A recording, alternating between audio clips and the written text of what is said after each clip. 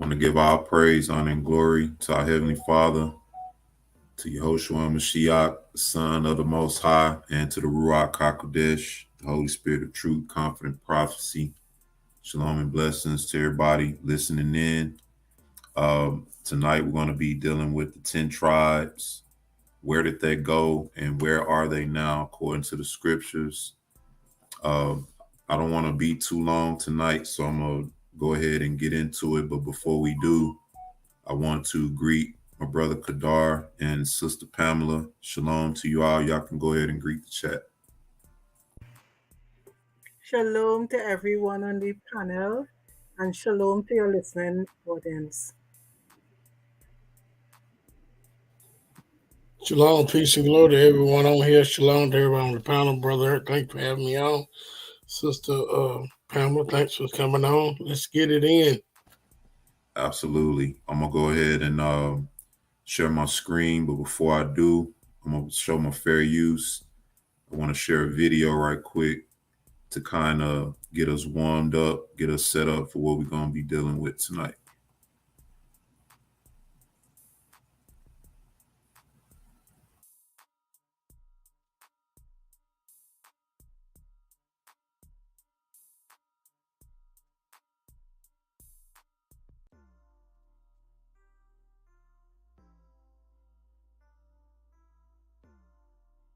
With that book you got right there in your hand, and anyway, that was a great experience. I went up there a couple times. One time we were over there and they had the charts up, and they had the charts that said if you're Jamaican, you come from this tribe, and if you're from Barbados, and that tribe, and read the book, said, hey, don't come on, Bob.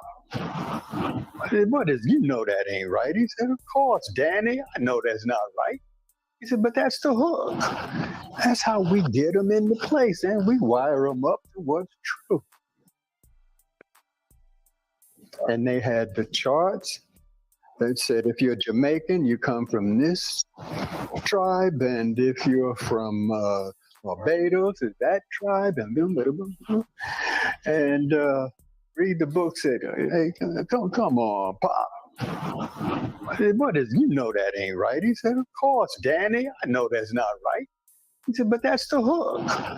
That's how we get them into place, and we wire them up to what's true. Well, years later, after he passed away, and his sons and all of them, they either died or moved away, the Tanakh school began to teach those things as truth. This is the truth, and well, anyway, when, years later, after he passed away, and his sons and all of them, they either died or moved away, the Tanakh school began to teach those things as truth. This is the truth, and well, anyway, when we got cut loose by...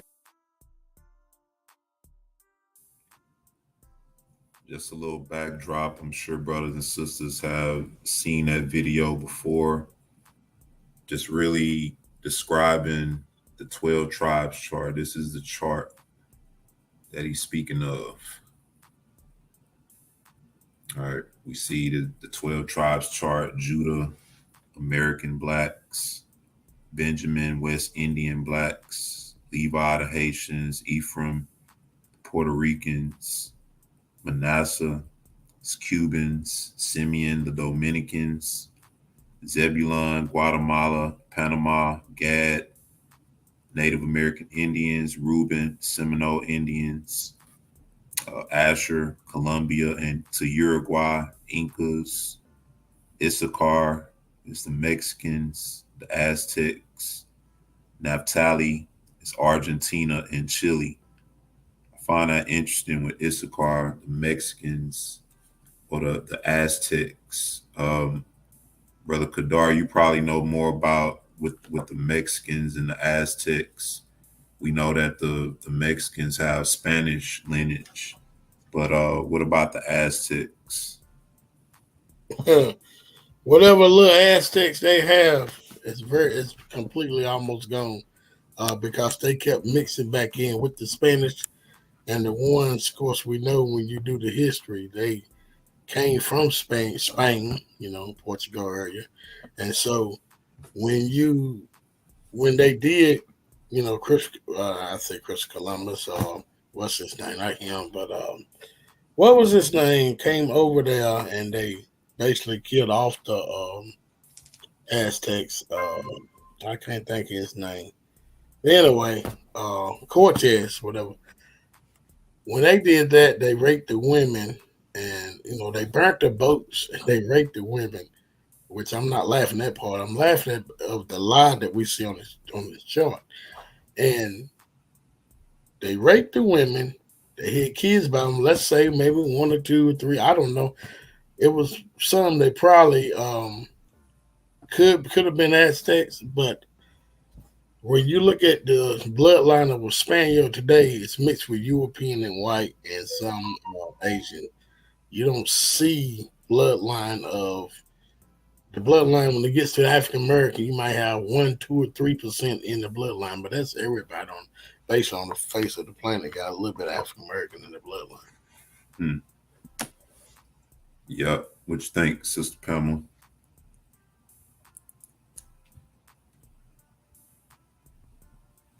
I'm not very familiar with that topic, so I'll have to just listen in. Okay, well, I mean, just give me your general thoughts. What you think? Just looking at the chart, do you see some accuracy, or do you see some things that's questionable? Okay, well, the chart, I totally don't agree with the chart, because I personally believe, and where scripture points to, that the original Hebrews are of Negro descent. So I do not support that 12 tribe chart that the camps are pushing. I remember some years back when I was dealing with the quote unquote class camp I was attending. That wasn't something that we were taught, but it was mentioned. And honestly, when I first heard it, it sounded sort of intriguing. I'm not saying I fully accepted it, but it sounded interesting, and I considered it. But after a while, after just dealing with the truth, dealing with the scriptures, and then just seeing these people in conjunction with the awakening, I don't see the Most High really waking them up in mass the way we are. And the only ones that seem to be somewhat dealing with it are the ones that our people are teaching that they are the people. And they come in, and I've seen instances where if you get in contention with them and finally tell them that they're not the people, or you come across that insight, then they'll turn on you and they'll start calling you a Hamite. Now all of a sudden you're the imposter. You're trying to encroach on their heritage and their truth, the things that you taught them. But had it not been for our people teaching them anything, would they even be involved? Would they even be involved in the awakening? But what y'all think about that? No, I don't think they would. But Sister Pamela, according to this chart, you Benjamin, ain't the West Indies? Do you fall up under that? I don't know Trinidad. I don't know if it fall up under that, but I had debated people that's Hispanics or not Jamaicans, but Hispanics and who they call from Puerto Ricans. And every time I debate them, when they don't have a scripture proving there, first they'll say to me, "Well, my family was black," and I say, "Well, what happened?" They'll say, when the Spaniards came over here, this is what they'll tell you. that they raped the women, killed the men. I said, well, how are you an Israelite? Right. I mean, that's what they tell you that. And then when you be like, well, how are you an Israelite if they killed the men off? Then they get mad, start calling you all kinds of names. Right. Let me hit up the chat real quick. Got Sister Linya Yisrael in the chat. Shalom and blessings to you, Sister Linya. Always a blessing to see you in the chat. Hope you're doing well. Got Sister Aniana Coleman. Shalom and blessings to you. Good to see you in the chat as always. Trini Puppy. I guess that's from Trinidad. Do I got that right? Am I accurate with that, Sister Pamela? That's me. Oh, that's you. Okay. You know what? I remember when I first seen that, I said, man, look at that. That's funny right there. But that's neat at the same time. Good to see you. Got Brother Jason Camphor in the chat. Shalom and blessings to Brother Jason. Always good to see you, bro. Got Miss T. Adams. Shalom and blessings to you. Hope you're doing well. Glad to see you in the chat. Brother T, what's going on up? Glad to see you in the chat as always. And we got the brother Logic 1611. Shalom and blessings to the brother Logic over there at Kayeshua Ministries. Glad to have you, bro. As always. We may get a few more people chime in, maybe not, but let's go ahead and get into the passage that we all go to deal with this issue. This second Ezra chapter 13. I really like this whole chapter. It's dealing with end time prophecy. It's dealing with the Mashiach coming back and warring with the nations. And then it goes more into detail about him delivering his people and bringing them back. In short, but starting at verse 29, behold, the days come when the Most High will begin to deliver them that are upon the earth. And he shall come to the astonishment of them that dwell on the earth. Say he shall come to the astonishment, because he say he gonna come like a thief in the night, right? And it says, and one shall undertake to fight against another, one city against another, one place against another, one people against another, and one realm against another. Talking about an all-out war. You say one realm against another. So you're talking about that. That's going into the spiritual realm. It says, and the time shall be when these things shall come to pass, and the signs shall happen, which I showed thee before. And then shall my servant be declared, whom thou sawest as a man ascending. And when all the people hear his voice, every man shall in their own land leave the battle they have one against another. And an innumerable multitude shall be gathered together, as thou sawest them, willing to come and to overcome him by fighting. But he shall stand upon the top of Mount Zion, and Zion shall come, and shall be showed to all men, being prepared and builded, like as thou sawest the hill graven without hands. And my servant shall rebuke the wicked inventions of those Gentiles, which for their wicked life are fallen into the tempest, and shall lay before them their evil thoughts, and the torments wherewith they shall begin to be tormented, which are like unto a flame. And he shall destroy them without labor by the law, which is like unto me. And whereas thou sawest that he gathered another peaceable multitude unto him, those are the 10 tribes, which were carried away prisoners out of their own land in the time of Hosea the king, and Salamansar the king of Ashur led away captive, and he carried them over the river. And so came they into the latter land, Arsarit, carried them over the river. All right. We know that in order for them to have come into America, they would have had to cross the ocean, or better yet, a sea would have been a term used. But it said they carried them over the river, and so came they into the latter land. Archery. What river was this? It says, and they took this counsel among themselves, that they would leave the multitude of the people and go forth into a further country from a world where the seed of Adam never dwelt. I don't know. I think Brother Kadar, you probably can that source you gave me where it talked about the Americas, because the question I have is when was America first inhabited with people, and is this really talking about that? Is the question I have. Genesis 11 explains that when they was trying to build a tower of Babel, how you pronounce it, that the Most High scattered the people, confused the language all over the earth, right? Mm-hmm. That right there was not talking about America, but a lot of camp guys and people I try to say, wasn't nobody in America, when we can read back in Genesis 11. That source you talking about, it was an Englishman that said this is the first time somebody stepped foot that was in parts of Africa.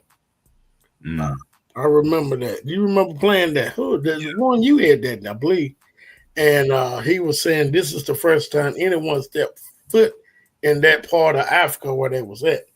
So whenever we know Africa is so big, you can take United States and put it in the northern part of Africa. Right. When they read that, if you keep reading, you're gonna see what it says. It's gonna let you know that it's in the same region. Or did you ever read past that? Well, we're gonna read into it. Okay. But that the point you just made about the continent of Africa, that's true. I got a lot of sources showing how the map is incorrect and how the continent of Africa is much, much more vast than what we're taught. You can fit many countries into Africa multiple times.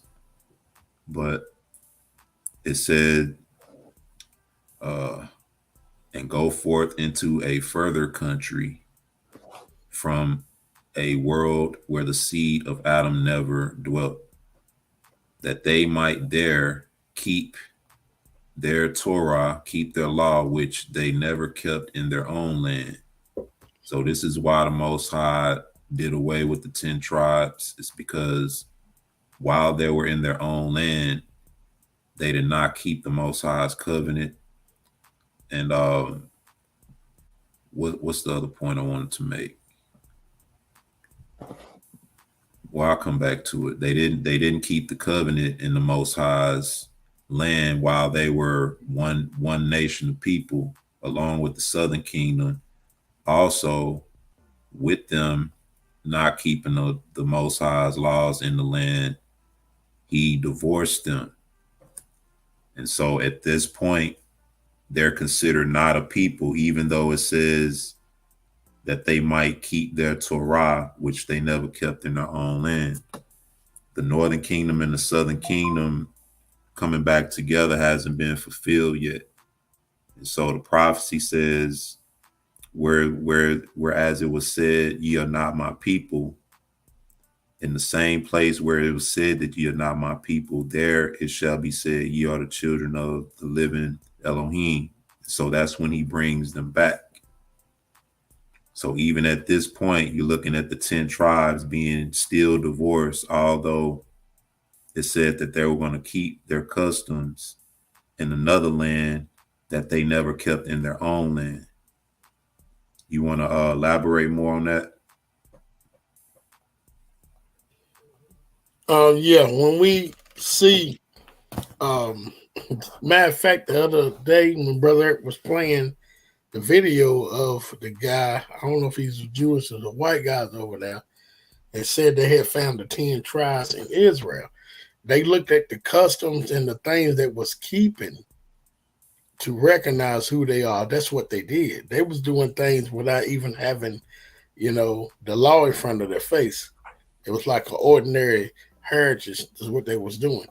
So when we come over here, when people say Hispanics and Indians, Israelites, and we know was great builders when we was in Egypt.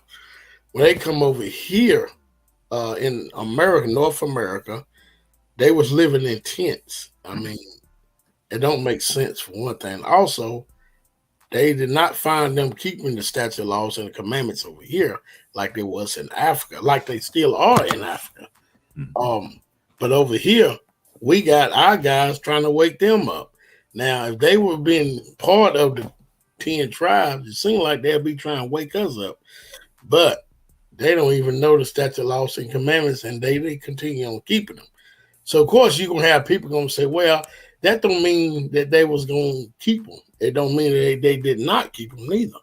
But that's what people are trying to say if they're trying to vouch for these Mexicans and Spaniards, well, Latino, white skinned European Latinos as being Israelites. And then they'll say the Indians, but you don't find a trace of them keeping the statute, laws, and commandments. These Native Americans never lost their name, never lost who they are. Now, it's true that the white people blended in with them and lied and say they was Indians. I agree with that. But the so-called Indians that still left and went to the ones that enslaved us, or we joined in with them, like the Seminoles, and when they got that payout over millions of dollars, they said we want our people that was joined in with them was enslaved with them, was basically bred in within the tribe. Guess what? You can't get no money unless you show blood work. So this is the difference when you look at that prophecy, and when people try to say the Native Americans and the Mexicans, I keep laughing because there wasn't no such thing of a Mexican. Even around at the time, it just don't make sense. Yeah. But this is why they fall short when they try to say down the 10 tribes of Israel. Also, I'd like to chime in and say there are still tribes that are practicing Torah in Nigeria that a lot of people refuse to make mention of. Now, when we think about the Most High, He has created a people unto Himself, and He made a promise unto Abraham. And the Most High is able to keep which He have committed. And His promise, he made a promise to Abraham saying that his seed going to be great, and it's going to be so many that it cannot be numbered. Now, we know what happened between the tribes. We know what happened throughout the history of Israel, how we were scattered, how some of us were brought to the Americas, and there's still a remnant of the 10 tribes still untouched, still practicing Torah within Africa.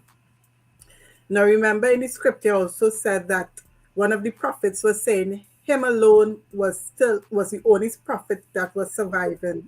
And the Most High told him He has reserved unto him, I think it was about 500 prophets. So our God, the Most High God, is able to keep us as His people, even though when things seem to be bleak or it doesn't seem to go right, He's able to, the promises that He made are yes and amen. And if He said that He's going to keep us as a people and preserve us as a people, He's able to do just as what He says. I have a friend, as I think I mentioned in one of the lives, that from Nigeria, who has told me there are Israelites. He's from the tribe of, he's an Ibu, and he said there are Israelites who are devout, practicing Torah in Nigeria. There are many groups, maybe over 1,000 of them, that he knows of. And maybe Nigeria is so big that I know there may be other tribes still practicing Torah. So we have to realize that the tribes are still there and they have not gone anywhere. It's just a unification have to happen. I actually have a video showing where they went throughout different parts of West Africa and even some of the interiors of Africa, looking at different tribes. A lot of these tribes were, I don't want to say they were unknown, but they weren't,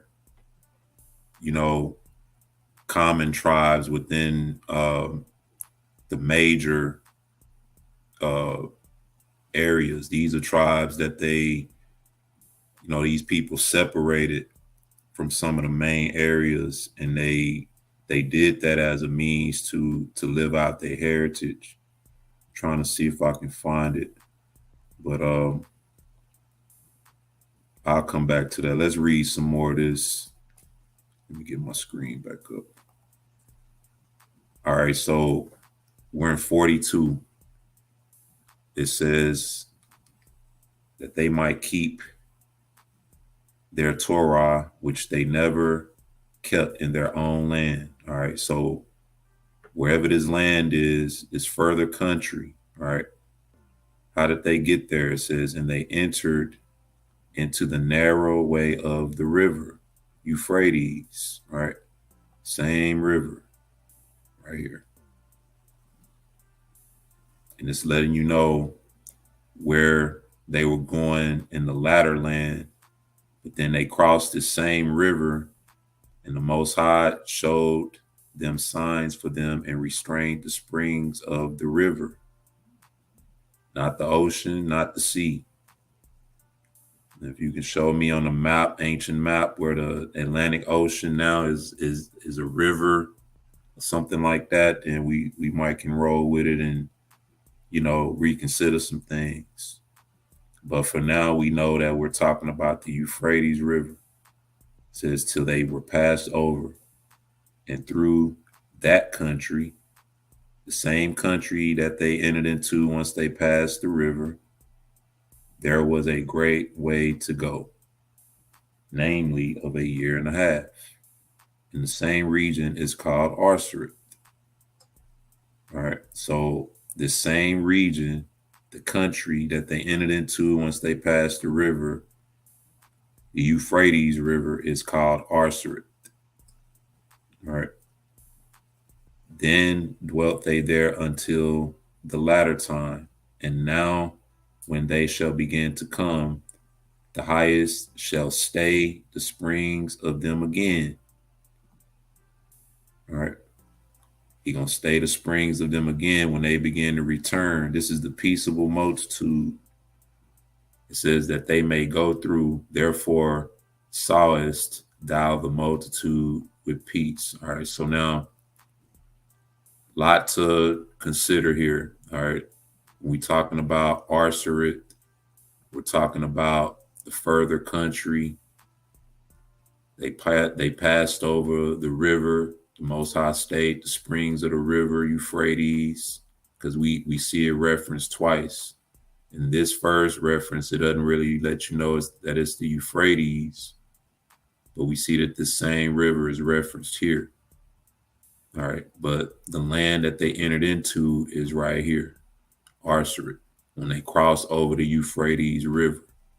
That should let us know that this is not talking about America, so to speak, because when you cross the Euphrates River, you end up in what's known as the northern part of the continent of Africa. And the further you go down or over across, you go west or you go down south. Now, the only way they could have came to America is if they came to the Euphrates River east, further east of Africa, where the what sea is that? Is that the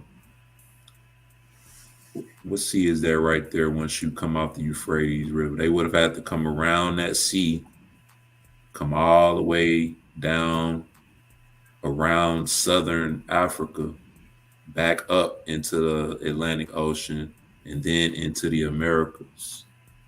How long they went off to the Persian Gulf? They didn't say that, so. No, I didn't say that. And so what I want to do now under fair use is I want to share a video, and this video is going to actually give a description of everything that we're talking about here. Um, you wanna elaborate, bro, while I'm pulling this up? Well, we see that they entered into the narrow passes of the Euphrates River, and the Most High held back the flood. Now, why would the Most High held back the flood if they built boats and they want to take the boat from the Euphrates out to the Persian Gulf? But we see he held back the flood. It don't make sense because we don't see them building boats right there nowhere. So when any guys come here and read this stuff, a lot of them stop at verse 45. That's what they do. They're being deceptive on purpose. They're not telling the truth on purpose, not because they really believe it. Or I just, if you read this, there's no way in the world can you say the 10 tribes built boats and crossed over the Atlantic Ocean. It don't say that. You got to be lying out of your teeth. And furthermore, when you read in Second Chronicles, verse 30, started the first verse, Hezekiah sent letters out to the northern kingdom, the ones that have escaped the captivity of Assyria. That's what it says during the war. So it lets you know they were somewhere around close to Israel, not in America.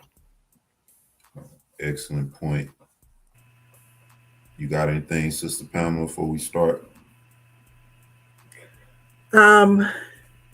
I totally agree with everything, and I am for that Azrat is in Africa.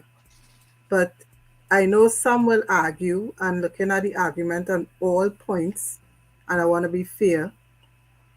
Some may argue that, for instance, now we notice that Africa is much bigger than we know it is. For years, they have been portraying it to be a little smaller than what it actually is. The same way it has been said in the Caribbean that Africa is not as far as we think it is also. Now, where we live in the Caribbean, we we get a lot of Sahara dust. And once the Sahara dust is approaching the Caribbean, we'll always get a bulletin or news saying that it's coming. It have a way it raises your sinus, and it can affect the crops and so on. And the whole argument as living in the Caribbean is that how does it reach here so fast? Mm, When we get the bulletin that they're seeing a cloud leaving Africa of the Sahara dust, and it reach here in the Caribbean so quickly. So mm, that question, I'm not agreeing and saying that I don't believe Asrat is in Africa. I'm just saying for the naysayers, when they come at you and they use that, saying that then Africa is closer than we think, then we will have to be able to use the scriptures to combat their lies or whatever. So sometimes they have to look at it in different angles. yeah. Well, in relation to where they came from the Euphrates and having to cross over the continent, that's a long distance, Okay. you know. And I seen a video once of a lady, I think she was from Barbados, and she said that she had an aunt that Yes. worked with the airport. You Yes. saw, you know what I'm talking about. Yes. Go ahead, Yes. go ahead and let it out. And she did mention, she said that this is actually that was the video I was referring to when I say all this. That our people used to trade with Africa in the Caribbean, used to trade with Africa for years. And she talk even mentioned about the Sahara dust reaching the Caribbean so fast.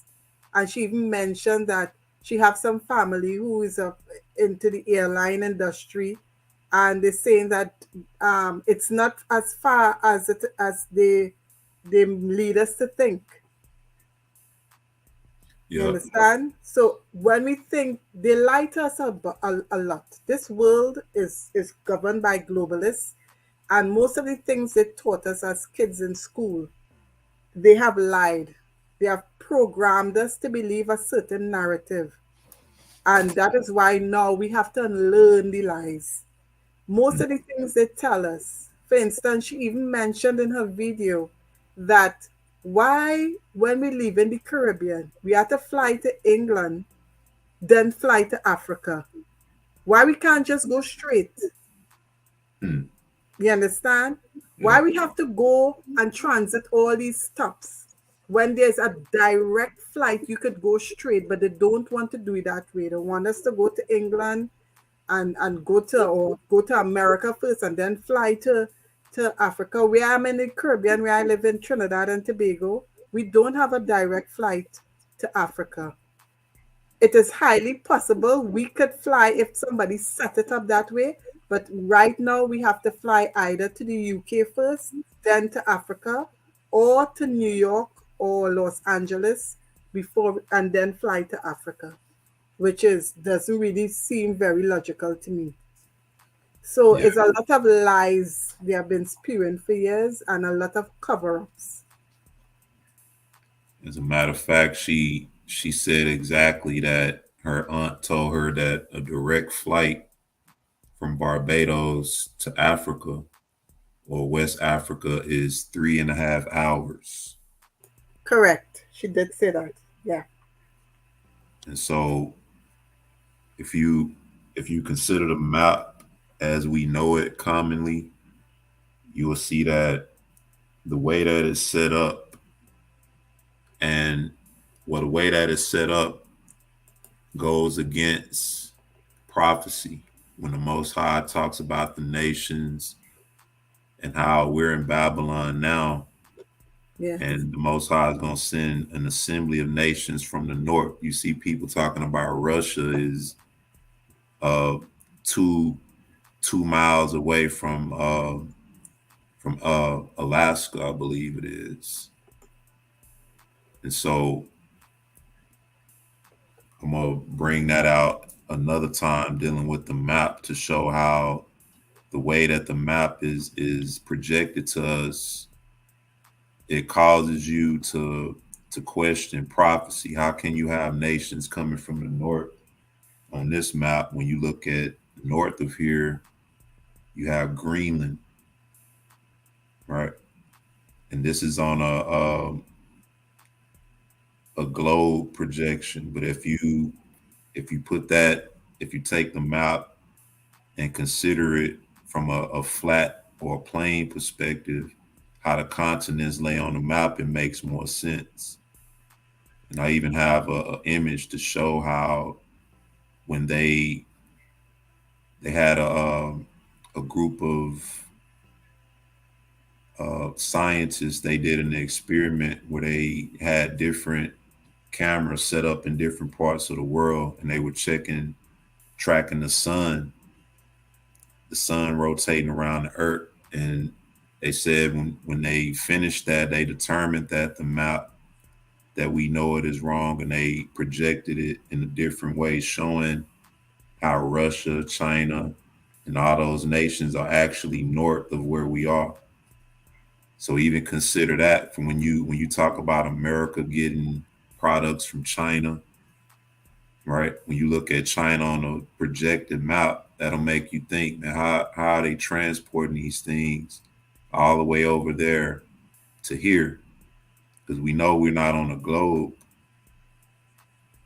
so when you look at the actual projection of the map, you see that China, Russia, all those regions are actually north of here. So they really have a straight shot here. But they want us to think we're on a globe, and Yeah. you can actually circumnavigate the globe and get here, but that's not how it is.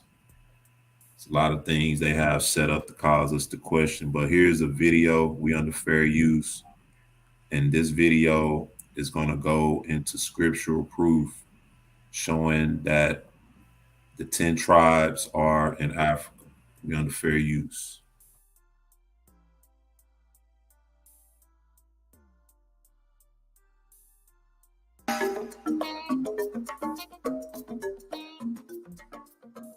Shalom, Shalom, Mishpokah. This is a quick video from Goya Group. We're always striving to find the truth of the faith and the culture of the Abrim, or the Hebrews. The topic we will address here is one that leads to great contention amongst Yisrael, or Israel. Who are the 10 tribes of the northern kingdom of Yisrael, or more specifically, where are the 10 northern tribes today? The short answer is that no one can identify them for sure scripturally. But what can be said is that the texts inform us where they went after the Asher or the Assyrian captivity in the 8th century CE, and where they will be gathered from in the great day of Yah, whenever that will be. It is Africa. As always. Now, Ezra did say that they would be there in the same place they crossed the Euphrates and entered, that they will be there when the Most High calls them back, that he's going to stay to spring again, the same river, and they're going to come back.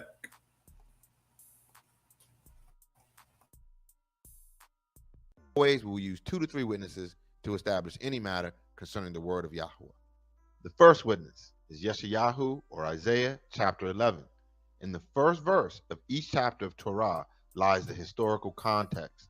For example, the Nabi we're looking at now, Yeshayahu, looking at chapter 1, verse 1, informs the reader that the vision concerning Yahudah and Yerushalayim that Yeshayahu, son of Amatz, saw during the reigns of Uzziyahu, Yotam, Achaz, and Kezekiahu, kings of Yahudah.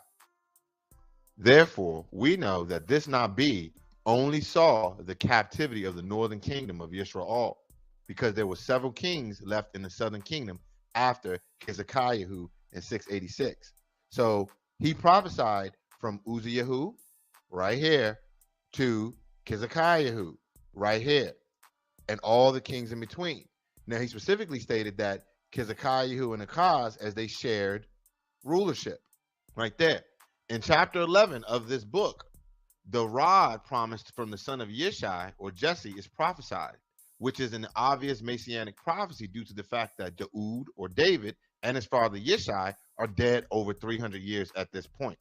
And this is all before the Babylonian captivity, which started after Zedekiahu, 586, right there.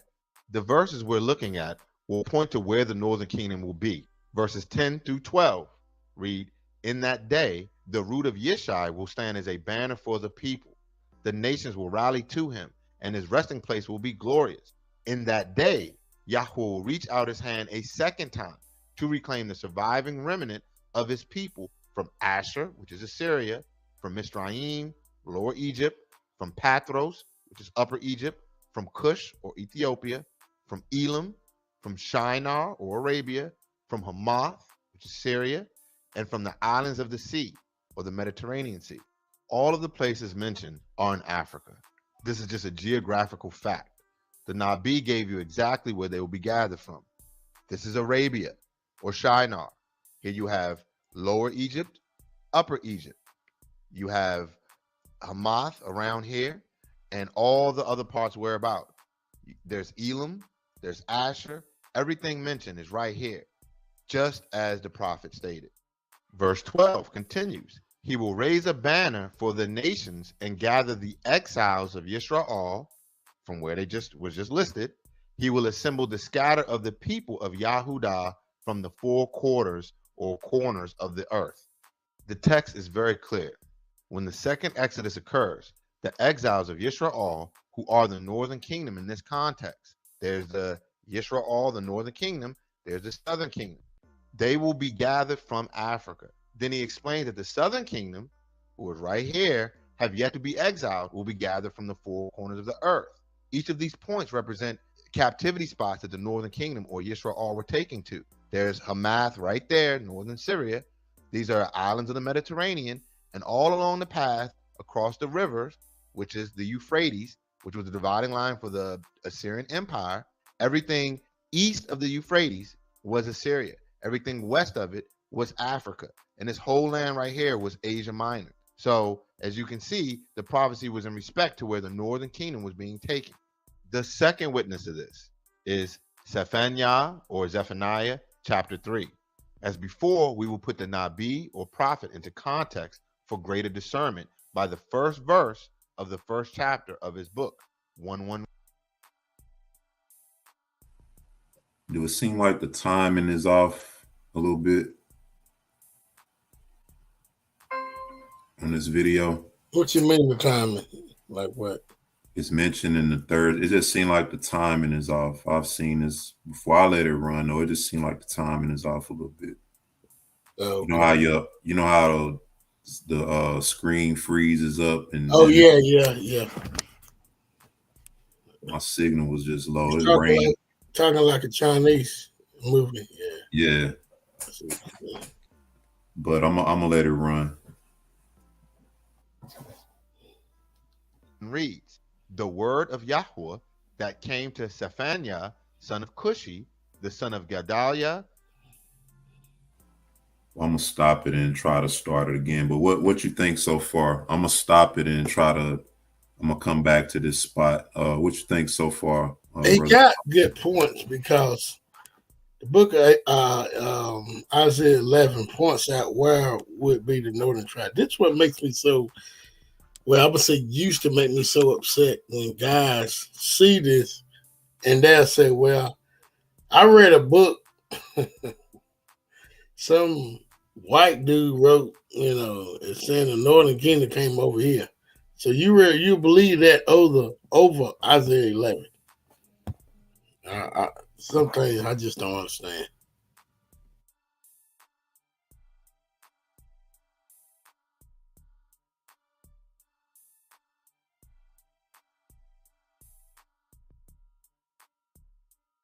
All right, yeah. So my computer was freezing up a little bit. I'm gonna open it back up, man. And I know where we are with it, but when you referenced that Isaiah 11 verse before, when he's lining that up, do you see that? You see any accuracy with that, or you think he's off with that, or what? No, because when you look at a lot of places Paul went, I think that's where he went, but they changed it to Rome and all these places with the Bible that we got. I think Paul went to them places where he's talking about. I just think that we got the place of a different name on these books. So you got Romans and Ephesus. It's a possibility we was in them places, but I guarantee you Paul went there too. Totally agree. Yeah, he traveled to all them regions. I'm gonna share it again. He's still under fair use. Let me pull that up. And while I got this up, I'm gonna share my screen again. We're gonna pick up where we left off. Let me know what y'all think in the chat too about this information. It's the reason why we going through this. It's because in light of what we see happening, what I think we have to start doing, or stop doing rather, is we have to stop being inclusive with other people with the things that belong to us. And that's in essence what we doing. One second. Yeah, this thing's bugging out. I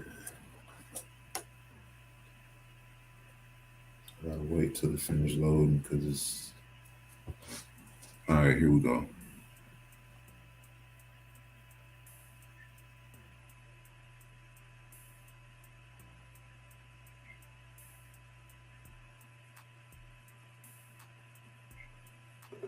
Zephaniah or Zephaniah chapter 3.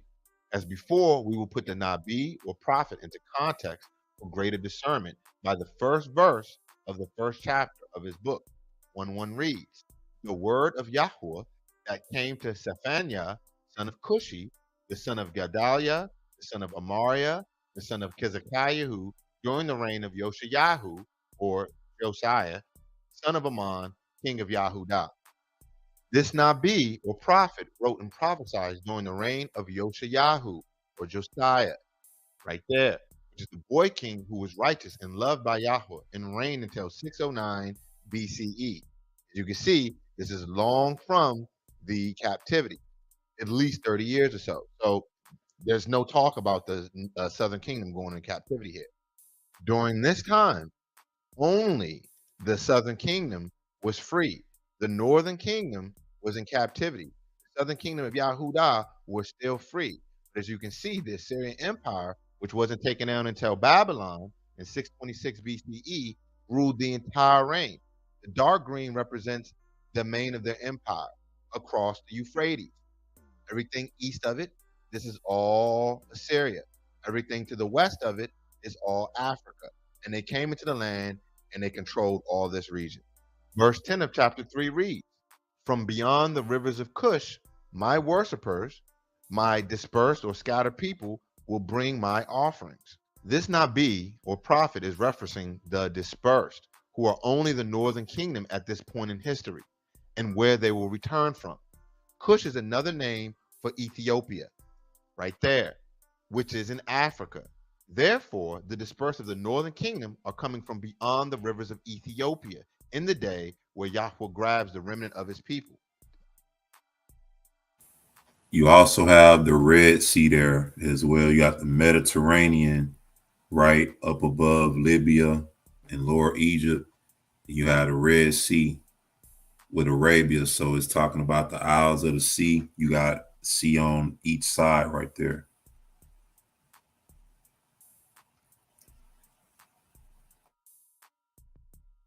From the Great point. rivers is to the west of the rivers of Cush. The Nile, Niger, all of them are rivers of Ethiopia.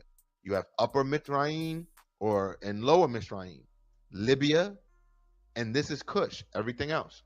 The third witness is from Ezra Dalet or Second Esdras of the apocryphal writing. This word is from the late Latin apocryphos, meaning secret, not approved for public reading, and from ancient Greek apokryphos, meaning hidden or obscure, and were writings removed from canon by the Protestant Reformation and through the Catholic Council of Trent in the 16th century, about 1545 to 1563. So these writings were legit for over 1,000 years after the formation of Catholicism. But after the split by the Protestants, it was decided they must be removed right before 1619, for whatever reason you may think.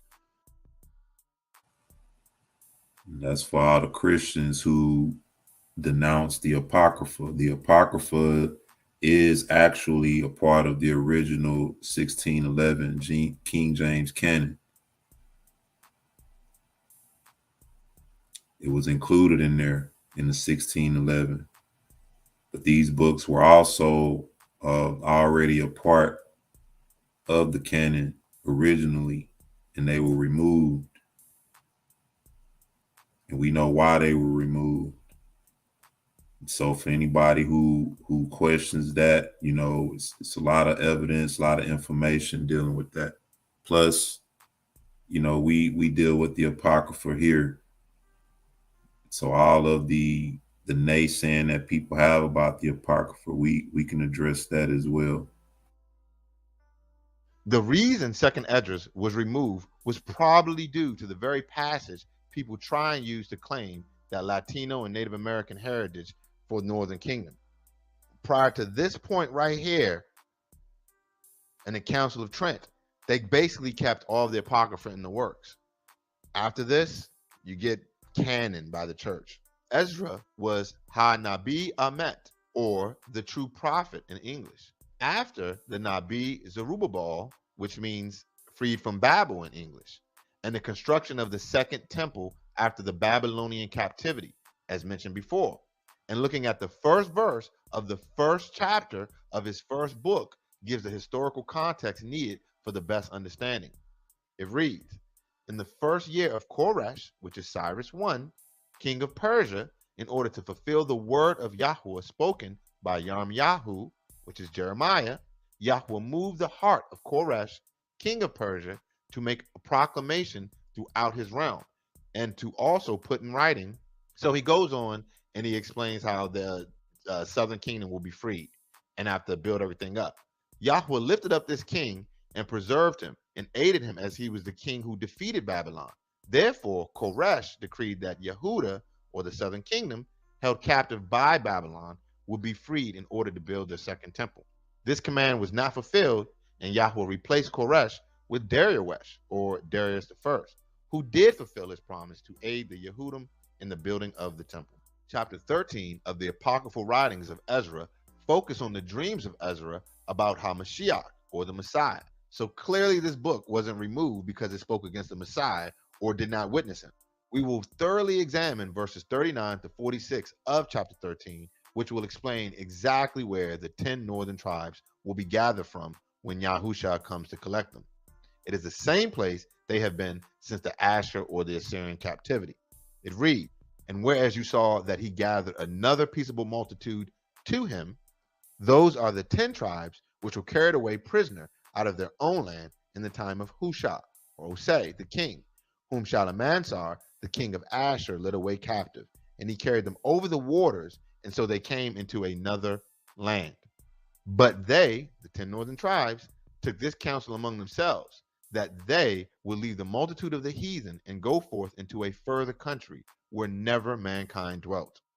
This is speaking directly to the captivity of the northern kingdom under the king Hushah by the Assyrian king Shalmaneser, which is borne out in history and scripture. And he took them east across the waters. They went east. This is the Euphrates River, which was the natural dividing line for the Asher Empire. To continue, verse 42, that they might there keep their statutes, which they never kept in their own land. So wherever they went there to keep their laws. So it cannot be Native Americans, Latinos, or Native Mexicans, because there is no history of them ever keeping the laws of the Most High, and they do not claim the heritage. And they entered into the Euphrates by the narrow places of the river. For the Most High then showed signs for them, and held still the flood till they were passed over.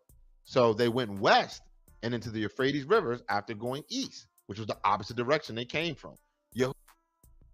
That's the same thing we read. And I'm just mentioning that because he showed you the actual picture of the river when he brought them over to Euphrates. And when they decided to leave, they came back down over that same river. The Most High stopped that river up so that they could cross over. Once they crossed over, then they entered down into the interiors of what we know is Africa today. And that's where I wish I had that video of that guy. He was talking about that, how those regions in Africa, there was that nobody had inhabited those areas up to a certain point. But you're talking about that same continent, that same region, that same land.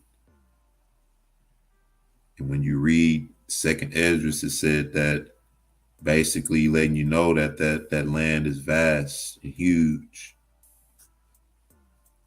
Same reference. If y'all want to chime in at any time, feel free. Yeah, I like this video. He's really going in on them because the same thing I was saying. If these Native Americans and Hispanics are Israelites, why don't you find them keeping the statute, laws, commandments? Right. Because they're not. I'm sorry. They don't. They completely look totally different because they come from Spain and they're Spaniards. It just don't make sense. I don't even know why anybody would come out and make. Then they'll say, "Well, it's by the father's seed." Okay, you use that. So you mean tell me George Lopez's father's black? Stupid. Some stupid stuff that they use. Just stupid. And if that's the case, you talking about way down the line, with maybe a Hamite or something like that. Yep. And if it was way down the line with an Israelite, still that blood is gone. His father, it's really ridiculous. Yeah. Brother SOY said, "Why are some of us claiming them, but they don't claim us? Son of Yah, son of Yahuwah. Shalom." It's a good question. That's what that goes back into the point, of we see this awakening happening, but we don't really see them waking up. You know, unless our people are teaching them that they're the people. You know what I mean? Like most of us, we came into the truth by the Most High opening up our understanding to who we are. You know, meaning, and it's the same thing when Mashiach said, "No man can come to me unless the Father draw him." They're not being drawn into it; they're being indoctrinated. Once you piss them off enough, they're gonna want to call you a Hamite after that. I mean, yeah, they do get tired of hearing this one thing. When they go back in history, everybody's black. You can tell the looks on their face, even when they're standing out there. The Yeah, Messiah is black. The Father is black. This person is black. You said the look on their faces is terrible. But I think it's a straight agenda. These brothers want these Hispanic women. That's what I think it is. Because I have no idea. I can't picture that they coming from their heart. I don't believe that. you know, Brother Kadar gonna keep it all the way a buck. I think that's what that. I always said that. 9 times out of 10, that's what it is. When you dig deep into it, that's all there is. Other than that, these brothers, they don't even stand up for their own people. What makes you think they're gonna stand up for some Hispanics? Come on. Sister CC say the Aborigines of Australia, what is their lineage? Is it Ham? I believe so. The Aborigines of Australia. You know, when I looked at them, I think I did research on them a while back, and to me, I believe it's Ham, but I believe they come from the same lineage as the Horites. I think Horites is part of Ham too. Look how their faces look. It's totally different from ours. You see how their faces look. Yeah. So I think they are part of the Horites, but they with Ham mixed with Ham because Ham did mix with the Horites. Some of them the Canaanites did anyway. Right. Brother son of Yahuwah, I'm gonna do that just for you, man. He want that video. Let me see if I can find it. That you remember the video I sent to you, Brother Kadar? Matter of fact, I'm gonna do it like this. Which one? From Negroes only. Yeah, Negroes only. Video. Sister Pam, you sleep? No, I'm here listening. Yeah, but I do agree with everything this guy is saying on this video. I think he hit the nail on the head. And frankly, the 12 tribe chart, I think it's already been debunked. There's no way they could prove that that chart is true. They have no leg to stand on because there's no evidence to support their claim for that chart. And I agree with Brother Kadar. I think is most of these brews from these camps, they want permission to marry these other women, or the women want to marry these other men, and that is their excuse. And that is why they're pushing it. Some of them already may have families with these people, and I think they want to continue chiming that song to make it sound like it's okay what they did by choosing these other nations to have children with and to be married to. Saying the mouth of two or more is the thing established, huh? So is that a divine revelation? Because I haven't this ain't the first place I heard that. I would like to do a video proving.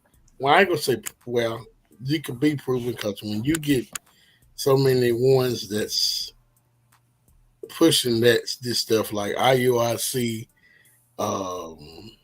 what's the brother Deacon them, man, Deacon them is like comical.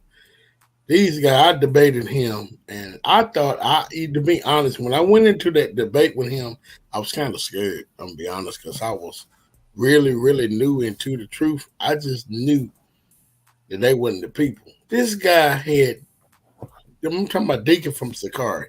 He Yeah. didn't have one scripture proving there was the people. Not one. And when after I debated him, I said, bring it on, because I know for a fact now these guys are lying. Because I thought if anybody would have had anything, it would have been him. The guy don't have not one scripture.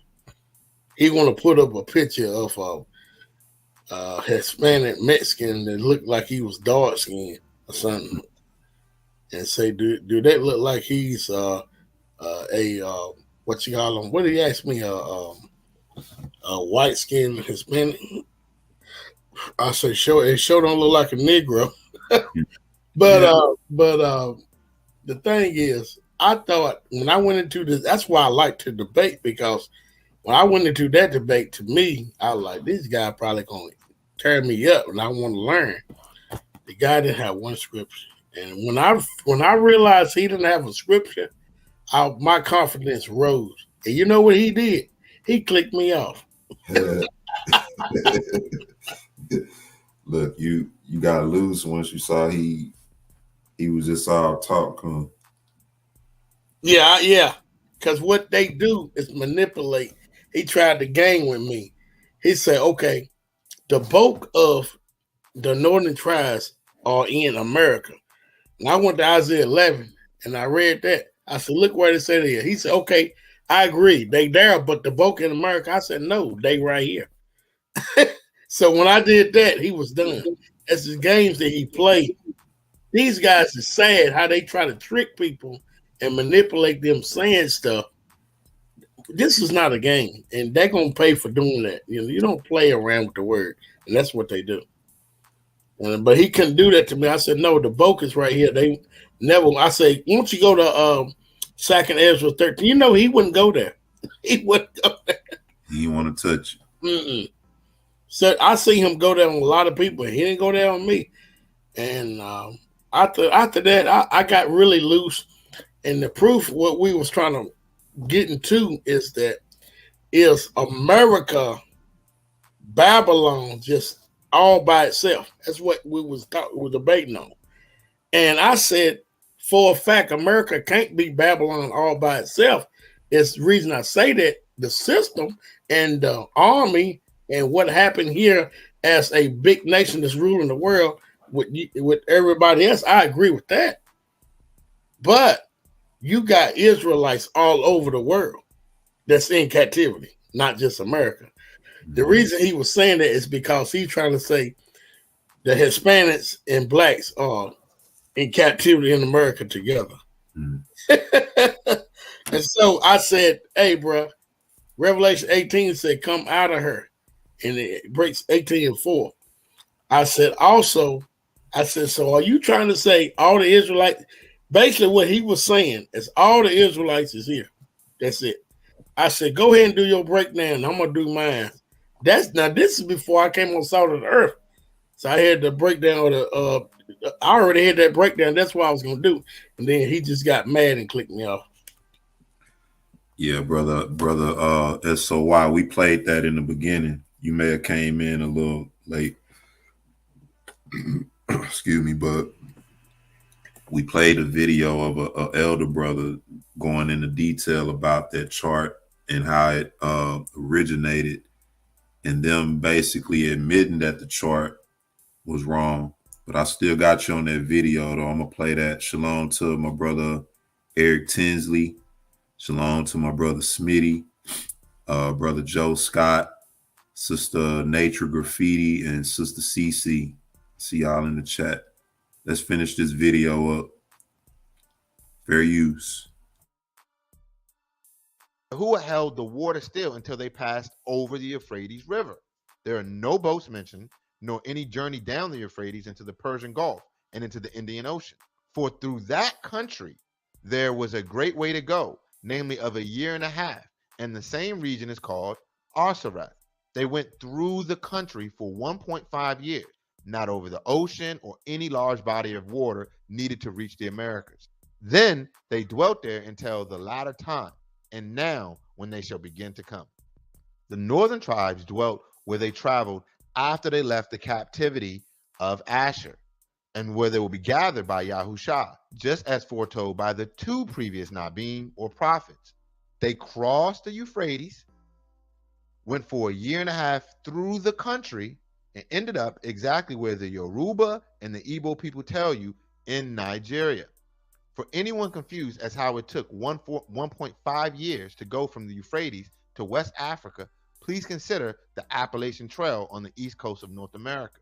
It takes experienced hikers in good shape about 4 months to hike about 2,000 miles over a paved path with cleared areas.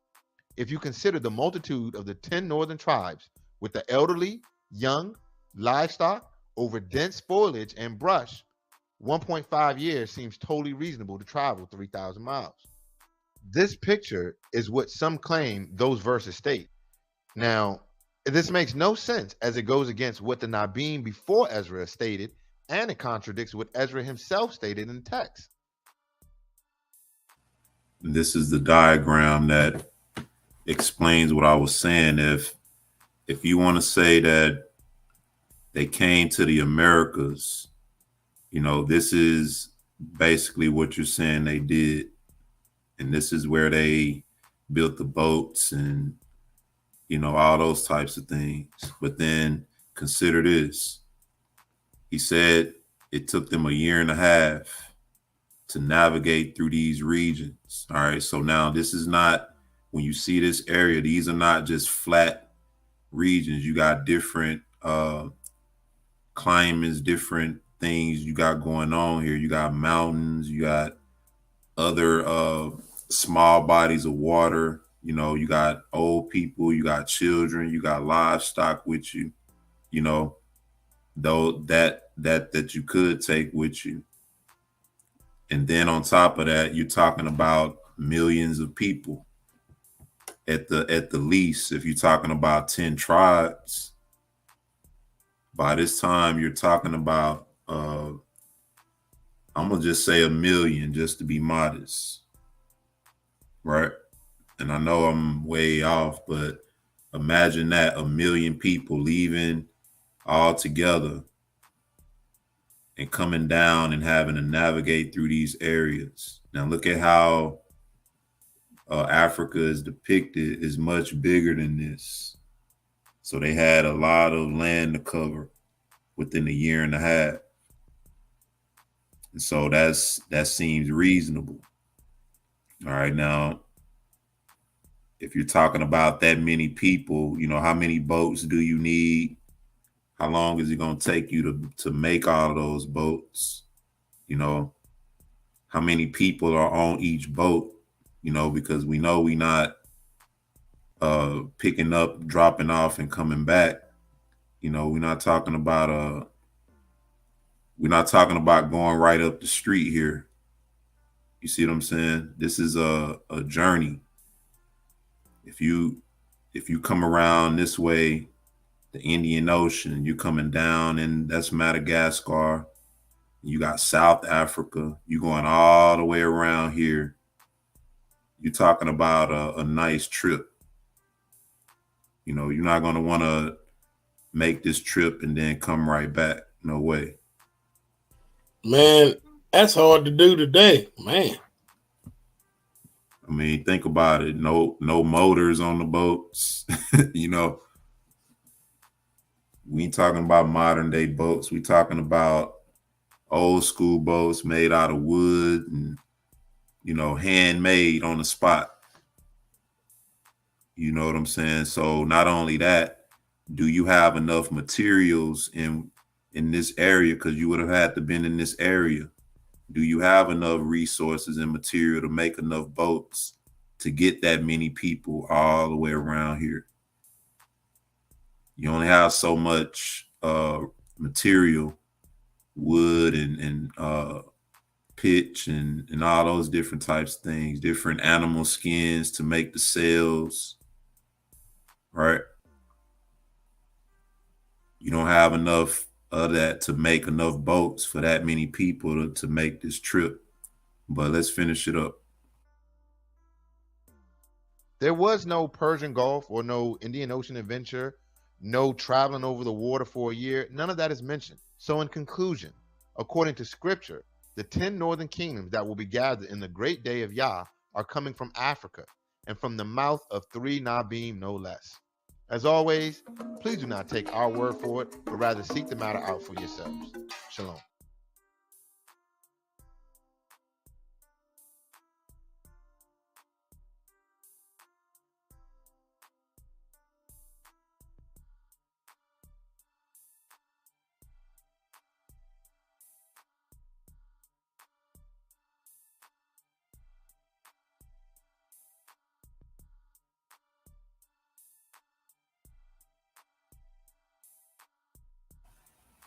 All right. So what y'all think about that?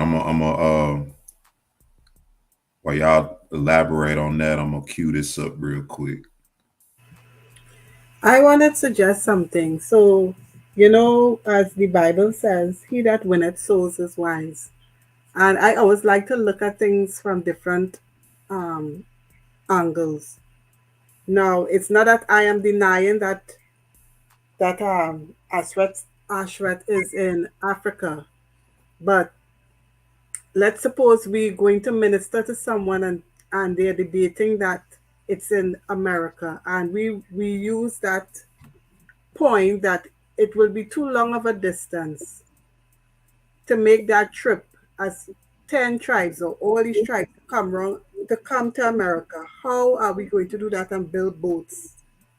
Supposing they say now and the Europeans built boats and took some of us across to the Americas, how would we be able to combat that? How would we be able to debunk what they're saying? Because they could tell us that as well.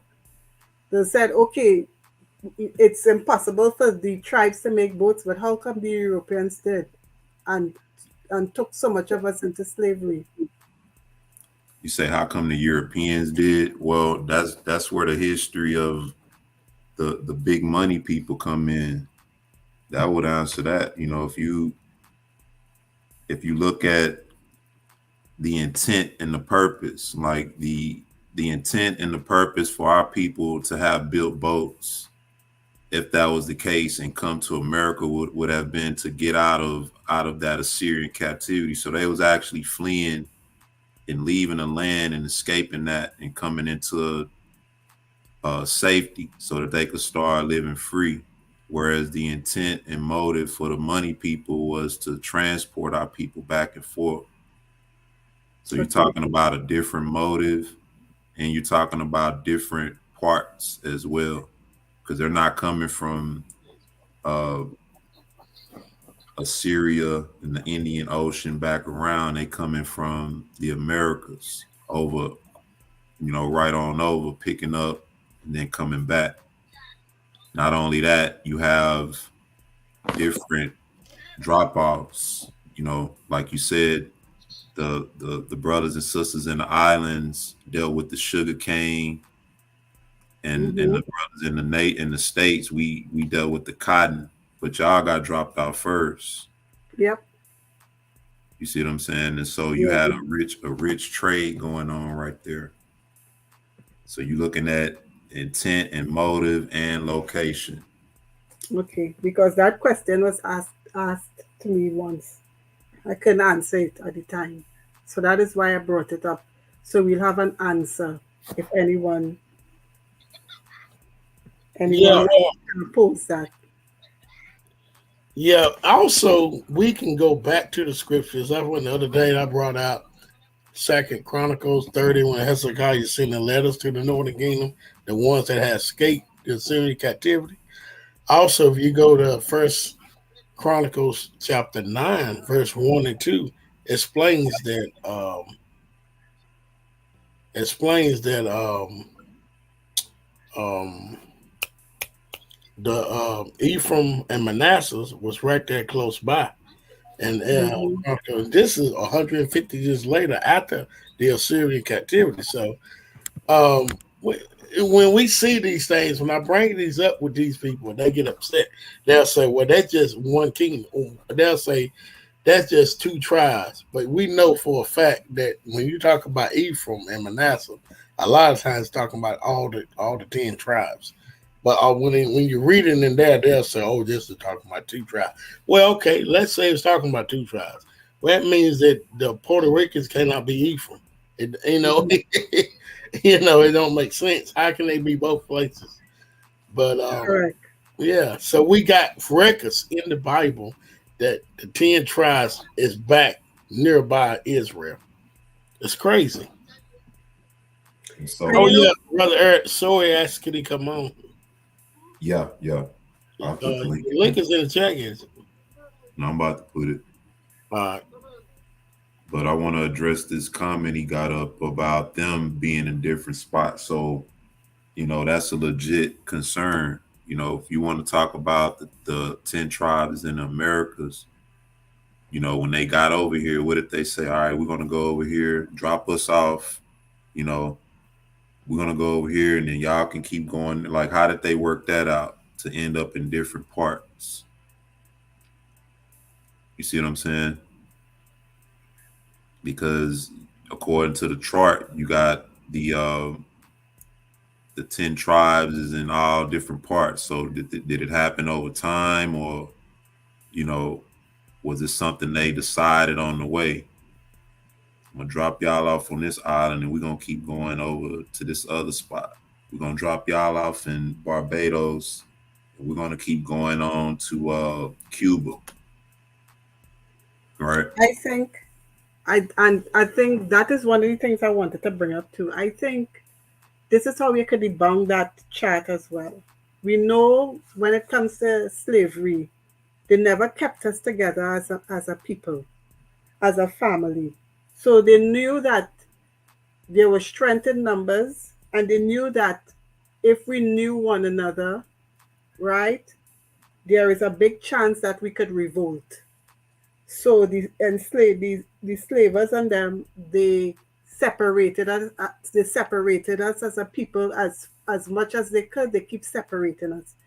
Even if you lived on a plantation for a while, they would find some reason to sell you to another plantation.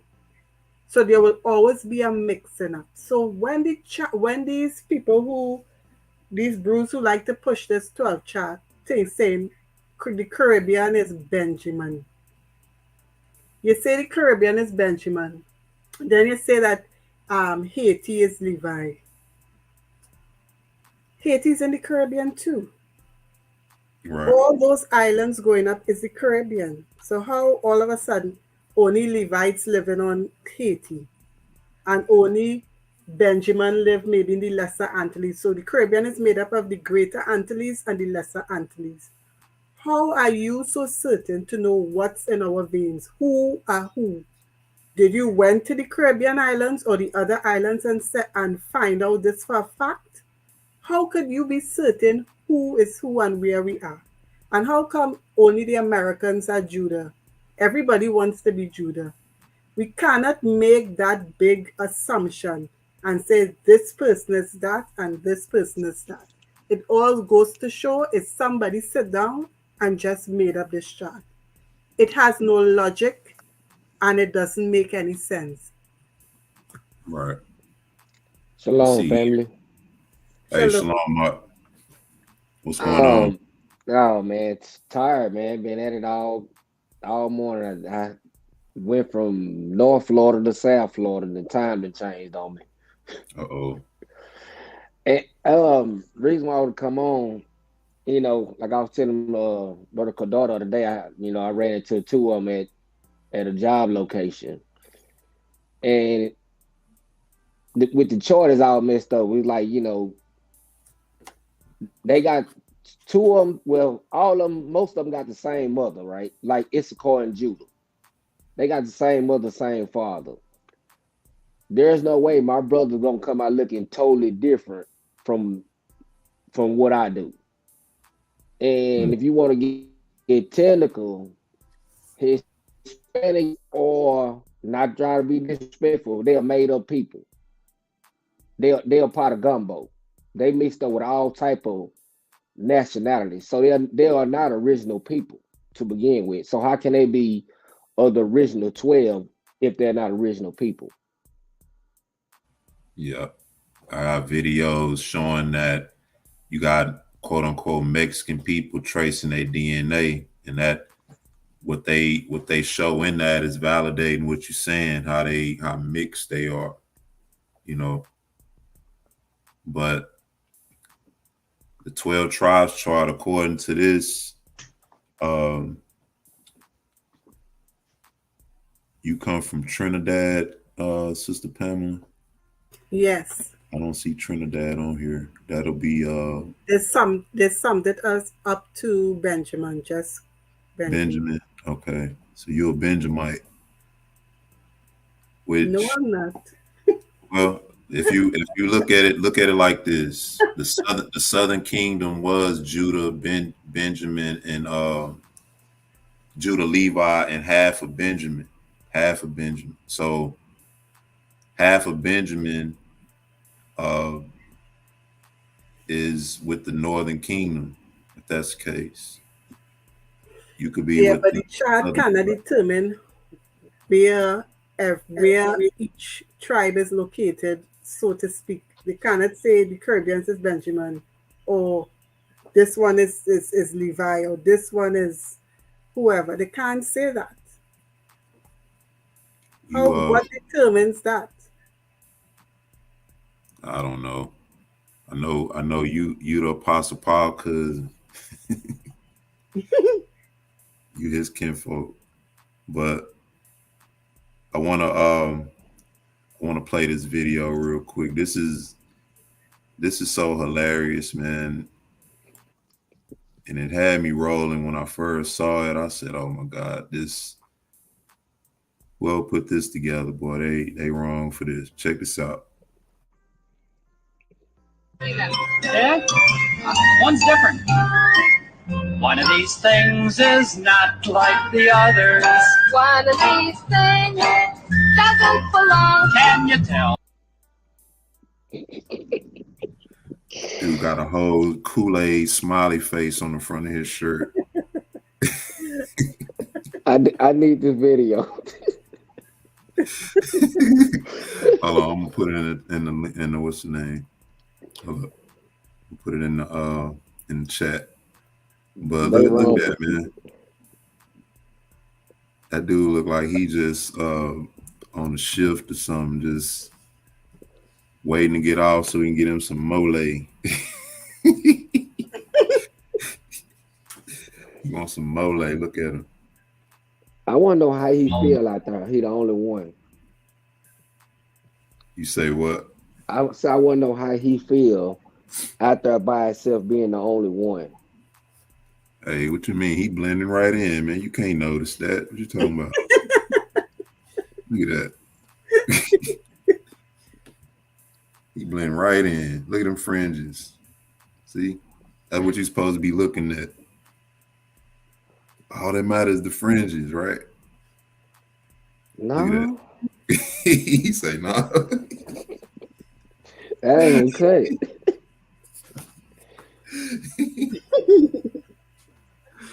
Oh man. Hey, y'all, that's the first time he realized he wasn't a Negro. Look, he probably wish he wasn't one. After he see what they go through out there. He probably left after that. This ain't right. Yeah. It's like, man, I'm gonna stay inside next time. I want the inside job. I want to sit at the desk.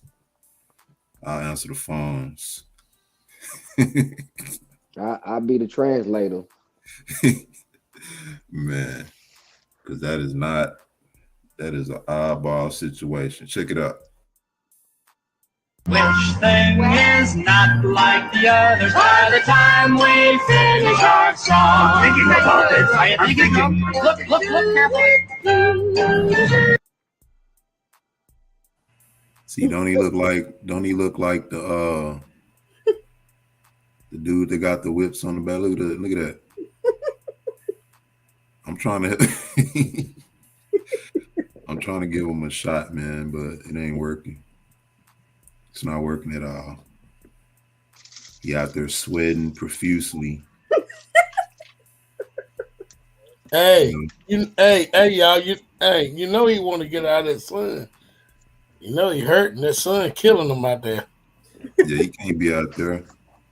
Say he covered a shift. He covering for somebody. See, he the sign holder. That's what he is. he the sign holder. What's going Well, on, brother Yash? I sent you the link, bro, in your email. they didn't even He the get a sign man the holder. decency to hold a Bible. Huh? I said they didn't even get him the decency to hold a Bible.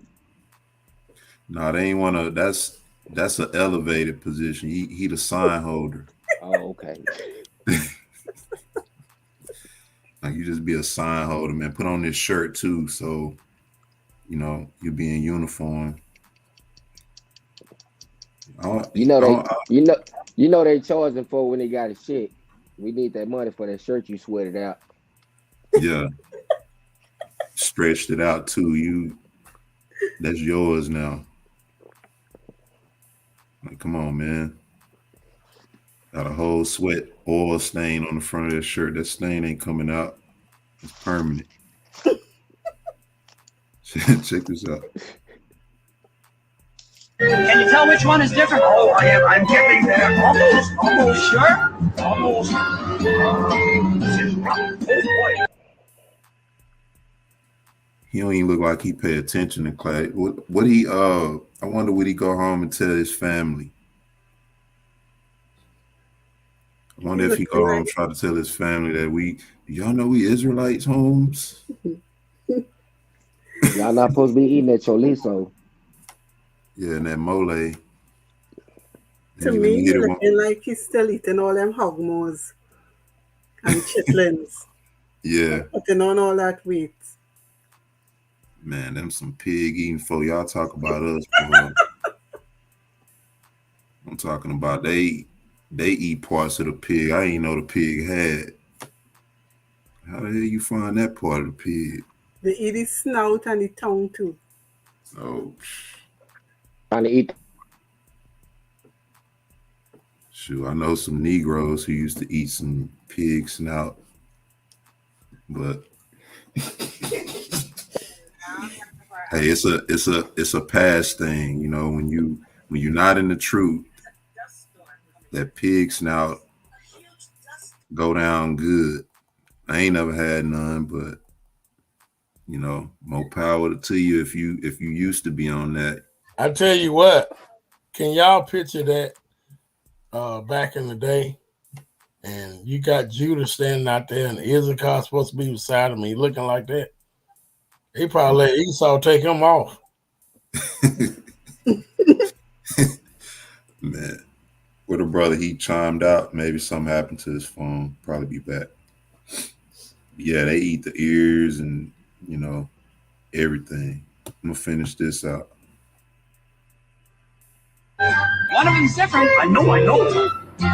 Go ahead, sing some more. Did you guess which thing is not like the others? Did you guess real hard with all your might? Well, if you guessed this thing is not like the others, Well, then I think then you're absolutely right. I'm right. I did guess that. I All did right. guess that. Oh, but Grover, why? why is this different? Well, you have to.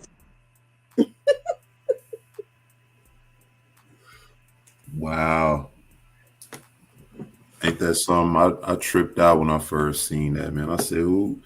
You brothers put this together, boy? They something else." A lot of people ain't gonna like that video, but when you look at our people, man, we so accepting of everybody that you know some of our people it don't even matter. You know what I mean? Yeah. By nature, black people, Negro people are very loving. We are very accepting people. We are very spiritual people. And because of our loving nature, the other races tend to take advantage. Yeah. Shalom, Sister Karen West, and she say, "Why is this one different?" Maybe because of that shirt and how he sweated it out. You know, I ain't see nobody else out there sweating like that. Dude, like he was watching his back out there. I mean, I hope nobody don't come up behind me and sneak me.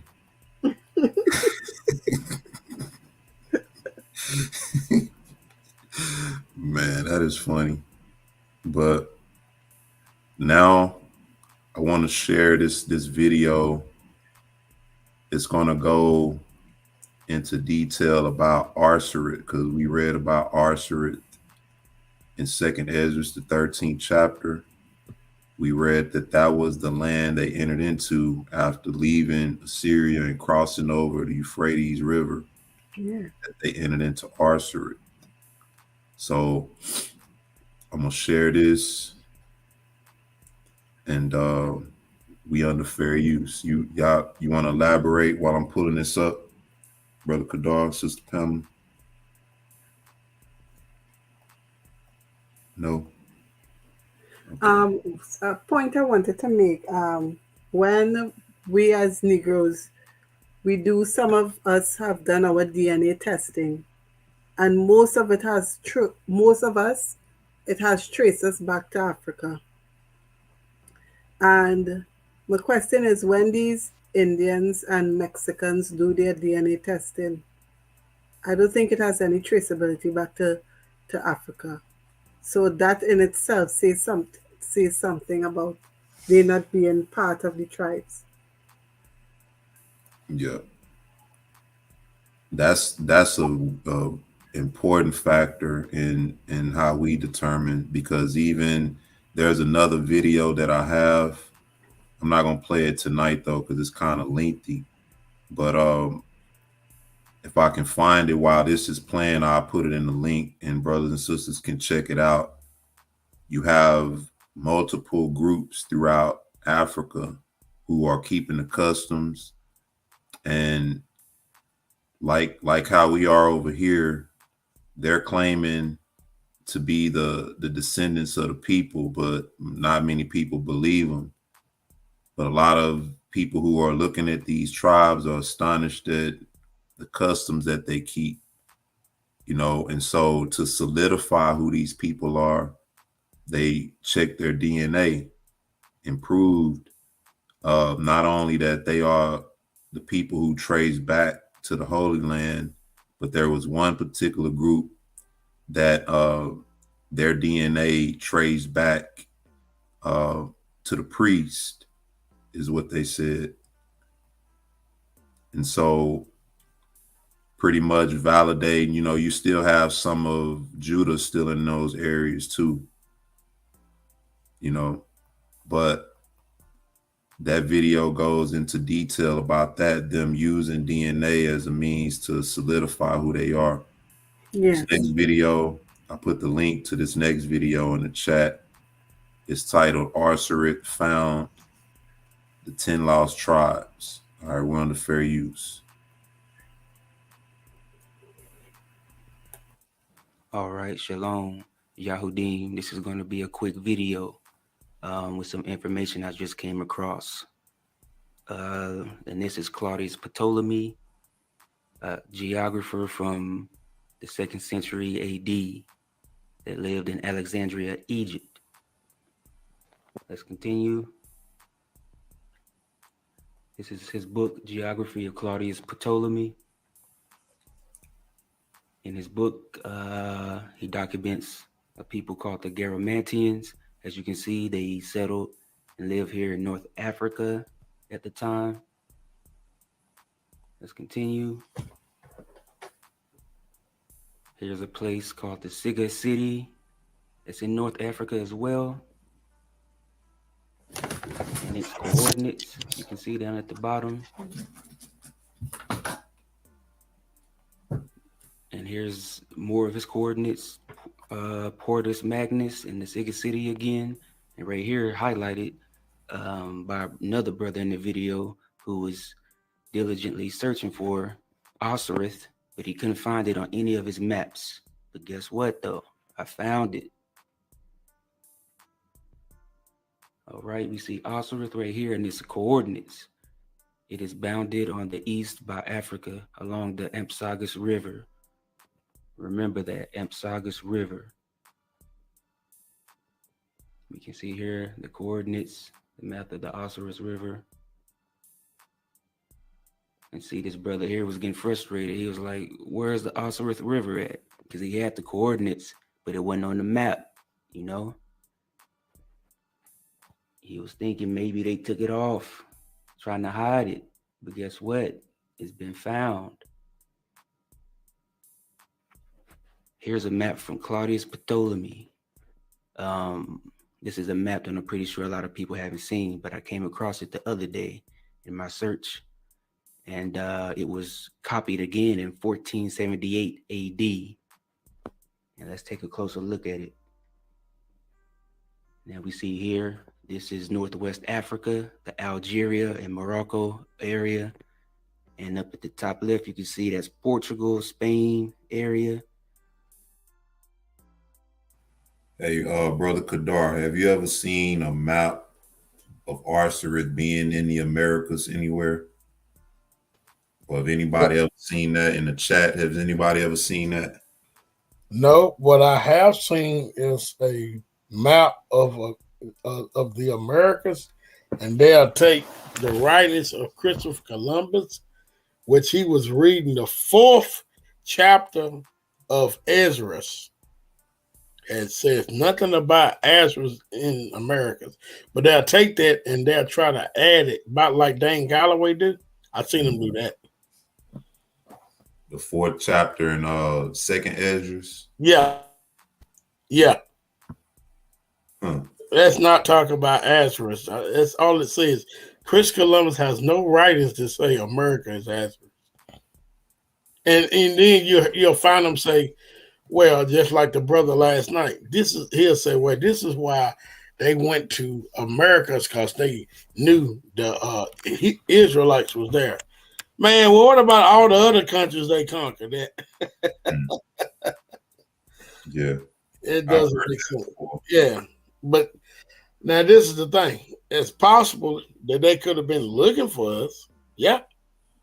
But they conquer other nations that we know they weren't Israelites. So, I mean, if you claim so-called Indians being the Israelites because they was conquered by them, how was they wiped out?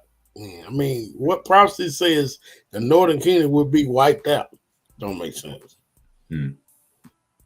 Well, some of them might as well be, if you want to say they became a whole nother group of people. Exactly.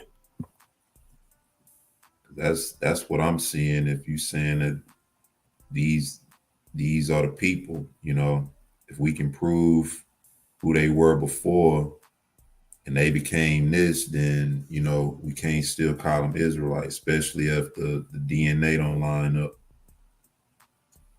But I guess DNA is not really a factor. Let's finish this up. Let's get some more. I want to say this.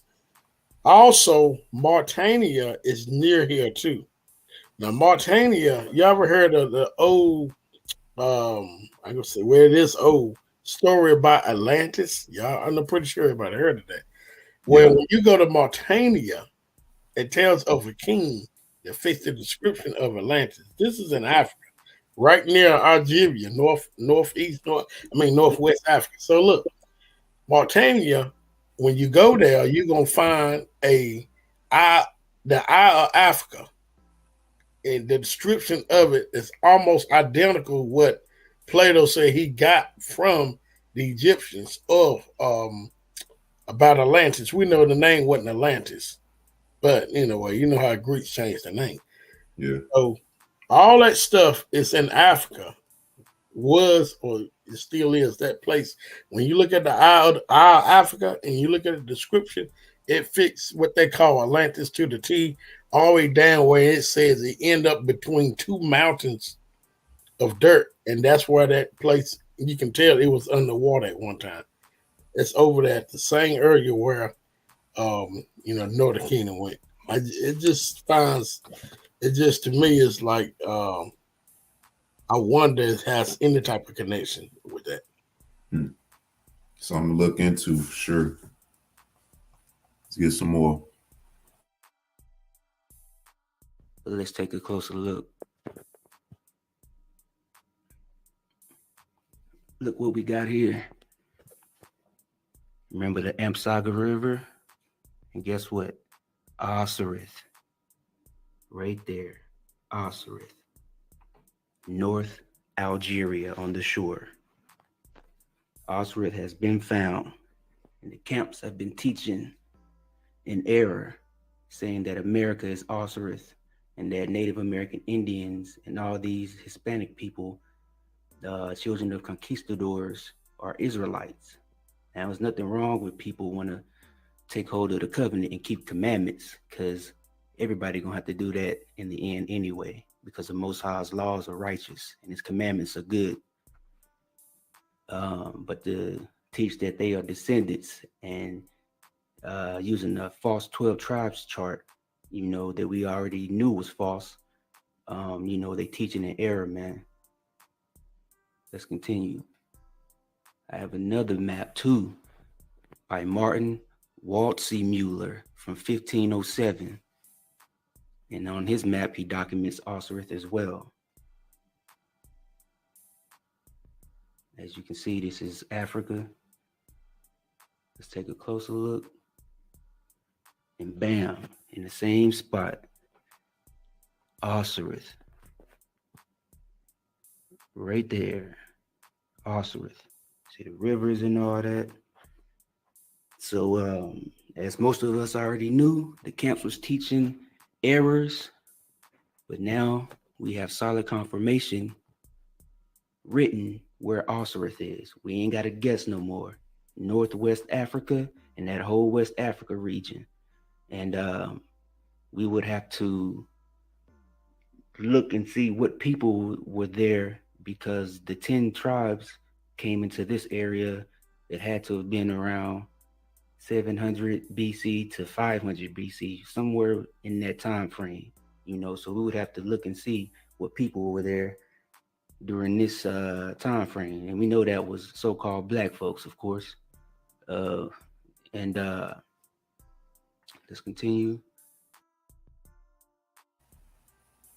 Shalom, Vanessa Wells, 32, said the Southern Kingdom went away, but they came back to Israel to worship the Passover every year. And it's proof of that, even in Acts, you know. But then it's also proof that some of the Northern Kingdom were also going back as well. Like you had in the book of Tobit,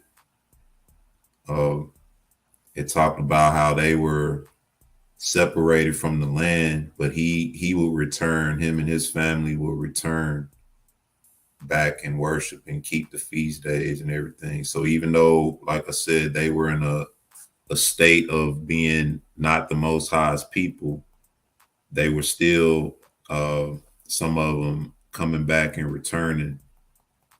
What you think, Brother Kadar?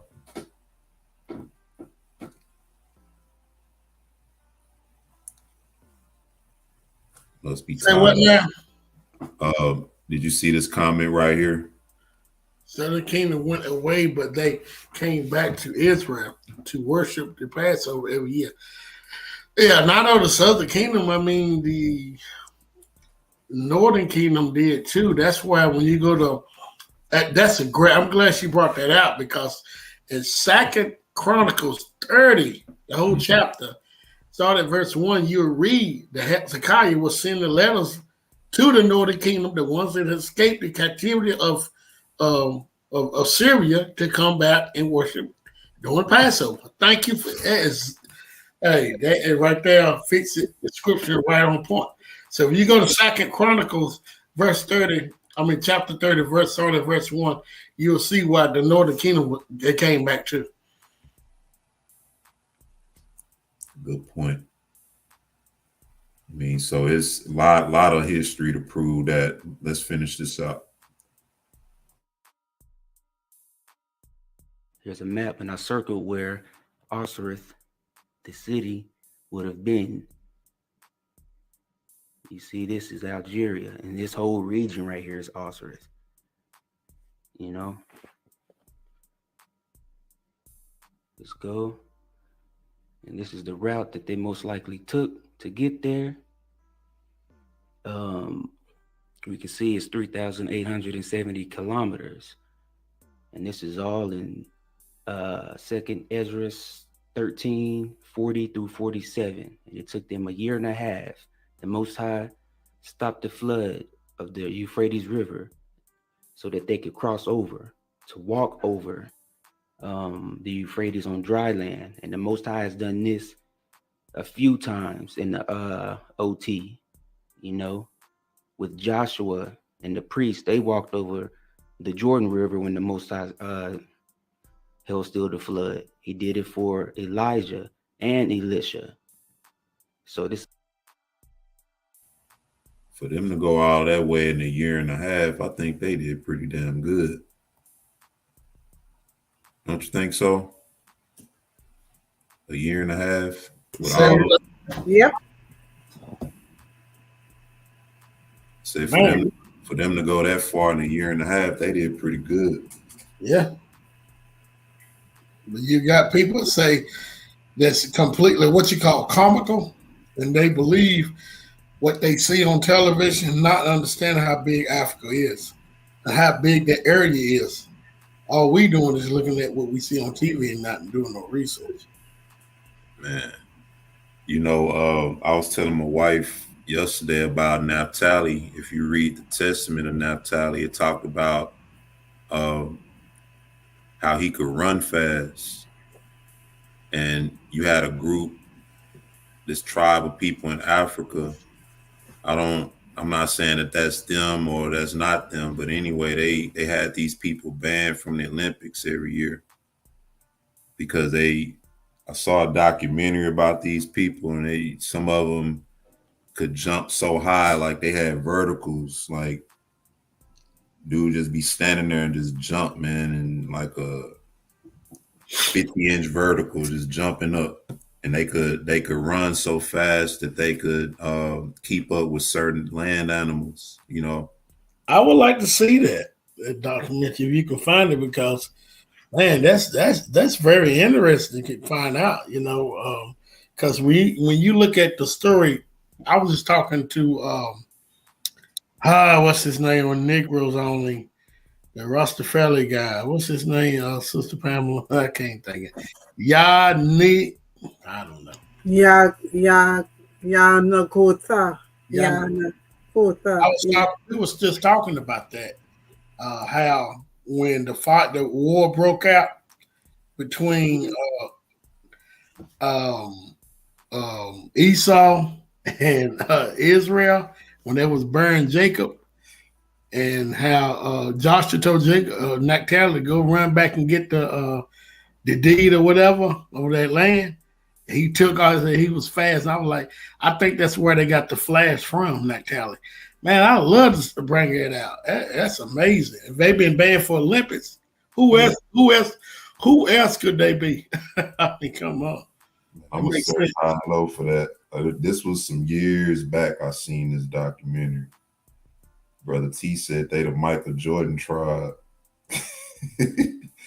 More like the Vince Carter tribe.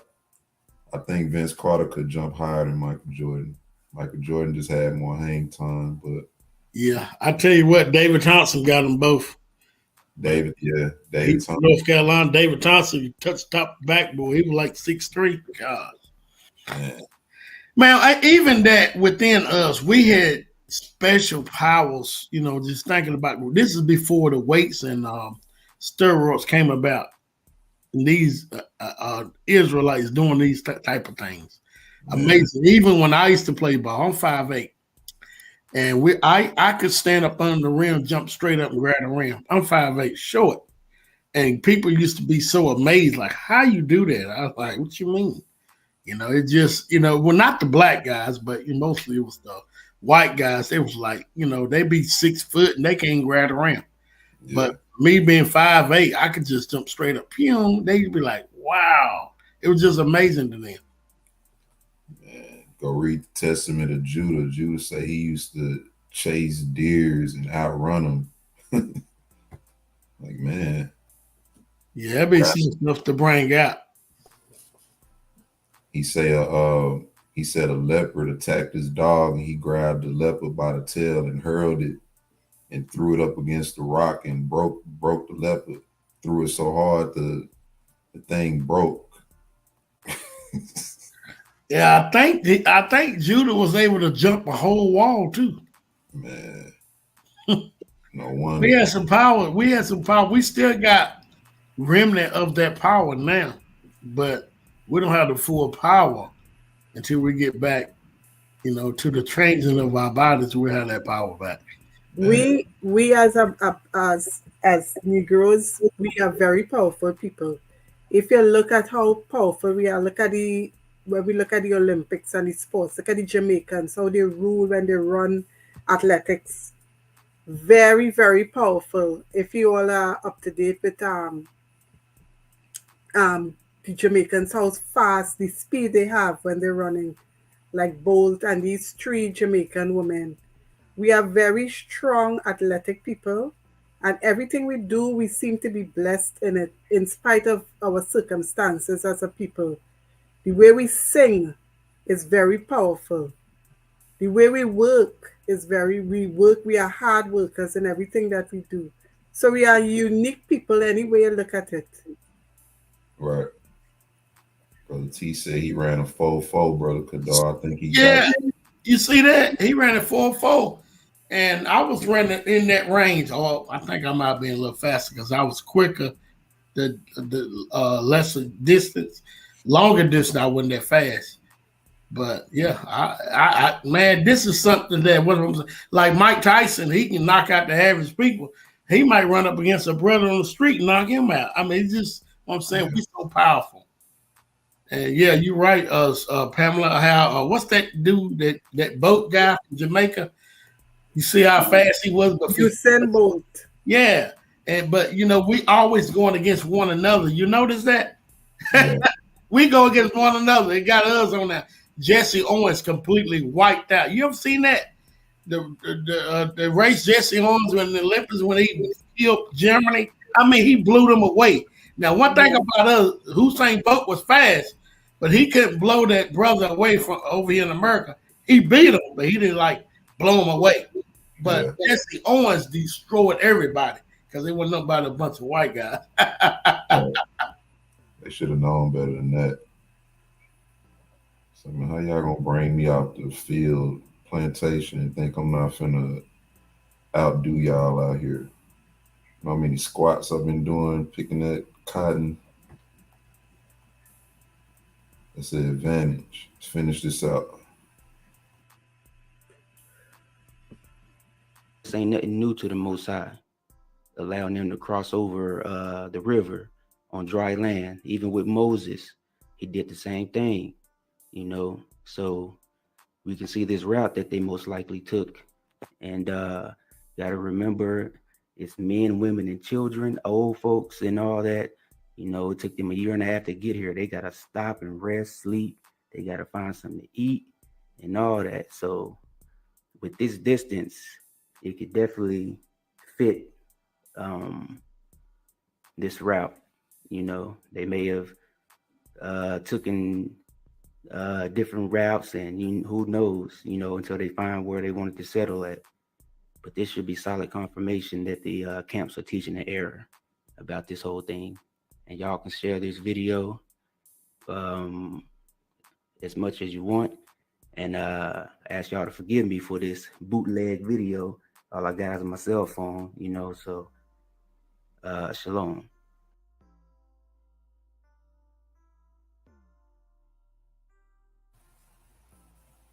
Brother T say he want to race you, Brother Kadar.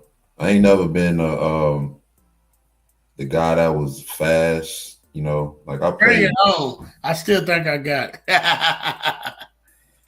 I played basketball, and I was never, whenever we sprinted, I was never first. Maybe I was sometime, but not all the time, because the shorter guards was always first. But I used to always come in like third, trying to keep up with them.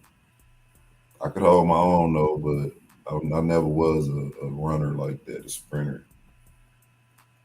More quick than fast. Yeah, when I like my distance of running was very short. 50 yards, I was fast. After 50 yards, that's why they run track. Everybody wanted me to run track. Maybe they could have taught me some things to, picked up my speed after 50 yards. But after 50 yards, I wasn't that fast. Now, I had the crowd going off. When you on the mark say go, I blow everybody away. 50 or 60 yards, they'll start walking me down. Yeah. Now, Vanessa Wells said Afro-Cubans, Afro-Mexicans, tribe of Joseph, Ephraim, and Manasseh. I could probably agree with that, with the Afro-American tribes being a part of us, the Afro-Cubans. I don't necessarily know if they Ephraim and Manasseh. That's something you can probably validate more, but I could see it being true, them being among us, the Afro-Mexican. That was one of the points that I was making. You Yeah. have Afro-Mexicans who go unrecognized, but you call the Mexicans the tribe of Issachar. Yeah, it's crazy. I don't think, I would say when you look at the prophecy, it said Judah was going to be scattered to the four corners of the earth. It gives you descriptions on where the northern kingdom was at. Now, is a possibility some of them came over here during our time? Oh, yeah, I agree to that. But the scattering of them, you don't have a record of them being scattered. Northern kingdom scattered in these parts of the country. Judah, Benjamin, some of Levi. I was told the other day that this person thought I was a Levite because the way I go hard on the scriptures. I don't know. Well, I was told. Yeah, but that's one of my hopes. Who knows though? But we'll see when the Most High gathers. I want to pull up a passage real quick. You got something, Sister Pamela? Yeah, I wanted to say the Most High knows whose are His, and even though we may not have the full story or the full picture, at the end of the day, the Most High knows who belongs to Him. Absolutely. Sister Aniana Coleman said, "We will never wax pale." Ooh, man. Like the Indians say, the pale face. That's Man. why I was debating one of them Spaniards. I think that's Isaiah 29:22 or Isaiah 22 and 29. It's one of them. Most definitely is what it is. And I asked him, what did that verse mean? And he had nothing for it. But that right there is true because when we look at us, even though, like I said, when we have kids outside of Israel, that's with the white majority of kids come out looking more black. And if they marry back into black, they definitely be. But our genes are very strong. So whenever you look at, hey, go these sex people. You see that online, brother Eric? Yeah, I see it. You blocked. Okay, yeah. But yeah, that's one of the verses I use. And said Israel would never wax pale, or Jacob would never wax pale. And that right there is so true. And a lot of people that's in these camps and that's claiming these people that be our people don't like to hear that verse. Well, I said, well, go ahead and look it up in Hebrew. Let's see what it means. They don't even want to do that. Yeah. I have a question, and my question is this. Seeing that the awakening is happening, and do you think it's a good idea or a requirement for us as Israelites to go and do a DNA test to see what we have running through our veins, so to speak? Do I think it's a requirement? Or that we should do it? I think it's a good thing to do. If you you want to be solidified, you know, especially, I guess, for your own edification. Being in this truth is something you can use to validate, you know, because, you know, say for instance, brother Kadar, he's experienced with that. So if he gets his DNA checked and it proves, okay, hey, I'm African, you know, my blood traced to Africa, then what's the chances of another brother like me or sister like, well, you're not from the States here, but even with you, you know, nobody would know you weren't from here. You know, if you were just standing somewhere, people would probably think you're a sister that's from here. You know what I mean? But if you were to get your DNA checked, it'll probably trace to somewhere in that region. Another brother, sister do the same thing, it'll be somewhere in that region. I even have proof of that. But yeah, Sister Pamela, you ought to see the DNA, the videos that he bring out. You'll see that when African Americans do their DNA, and also these people are reading it wrong. But you know, let's go ahead and take for the when they do their DNA, they be like 75% African American, 25% European. But really, they reading the DNA wrong because it's like a GPS. It's not that really don't mean you got European in you. What it means is where your people come from and where they went. yeah. But a lot of people read DNA wrong. They think, oh, I got like this one girl wanted to be white, and she had, but like, what was it, 14% white? She was sort of upset about that. And really, that don't mean she got 14% white, but that's the way she was reading it because she basically, you can tell in her voice that she want to be white. But you should do your DNA, and don't worry about what if this, what is that, because remember, even though if you have a haplogroup that's not showing, basically comes from Europe, you got to understand the first people in Europe were so-called black people. Number one, a lot of people don't understand that. Like I was trying to help tell ministry with that, you know, they just went crazy and started denouncing DNA because their DNA came back DNA G.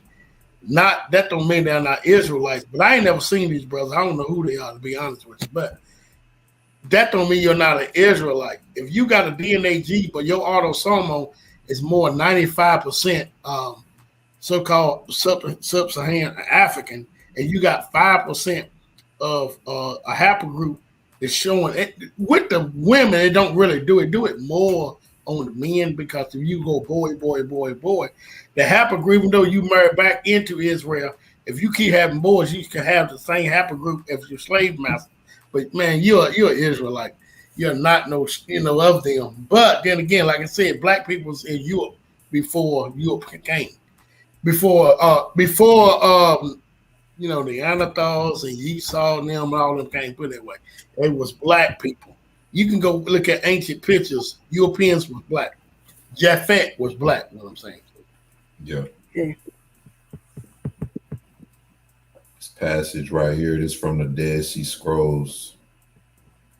It says, "Give not our inheritance to strangers, nor our hard-earned property to foreigners."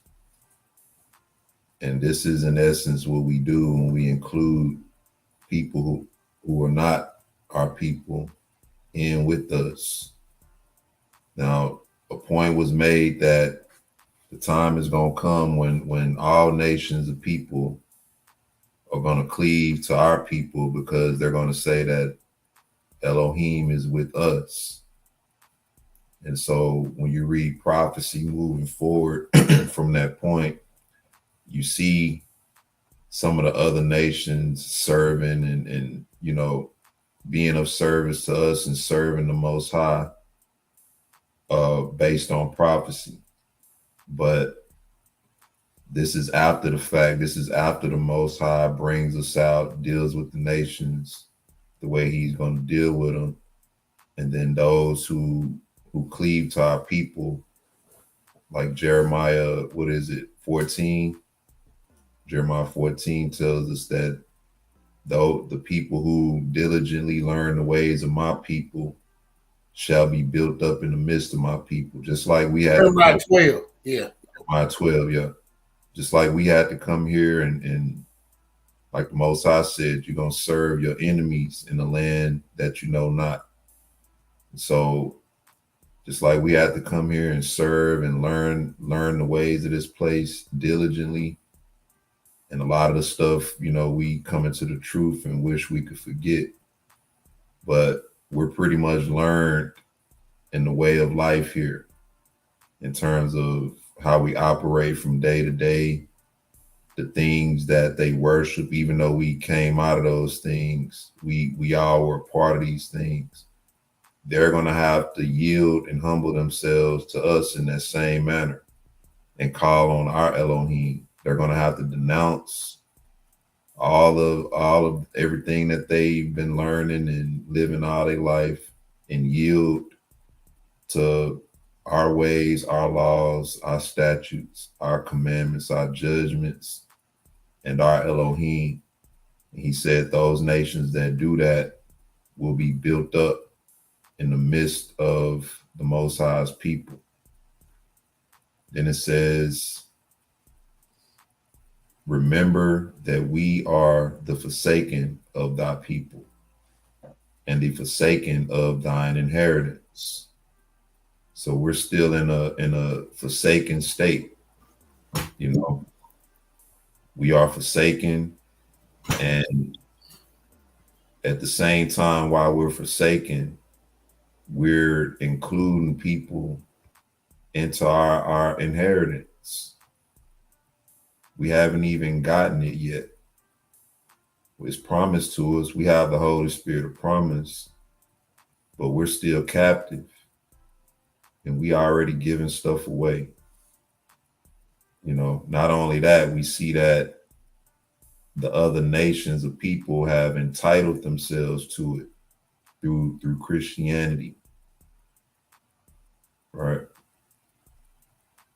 Remember that we are the forsaken of thy people and the forsaken of thine inheritance. Remember the desolate children of thy covenant, thou freely devoted. They err with no one to bring them back. They are broken with none to bind them.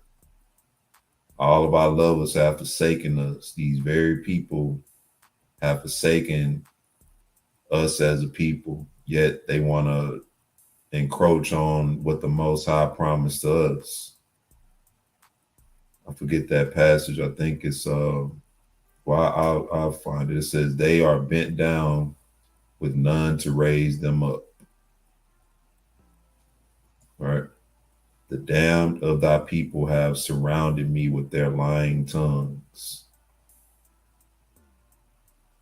They have been turned, and thy bows to the progeny of a woman. Look and see the shame of the sons of thy people, right? Because what's your progeny? It's talking about your lineage. So we're no longer the sons of our fathers, the sons of Abraham, Isaac, and Jacob. We part Indian because our grandmama was part Indian.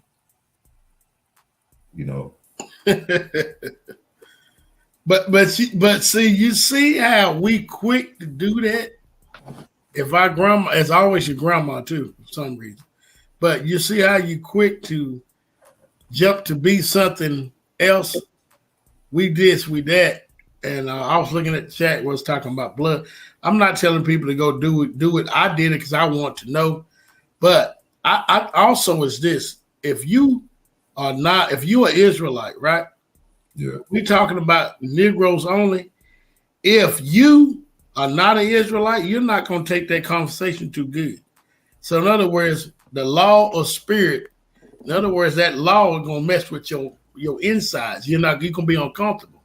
But I notice everybody on this chat most times is very comfortable because we know that we believe Negroes only.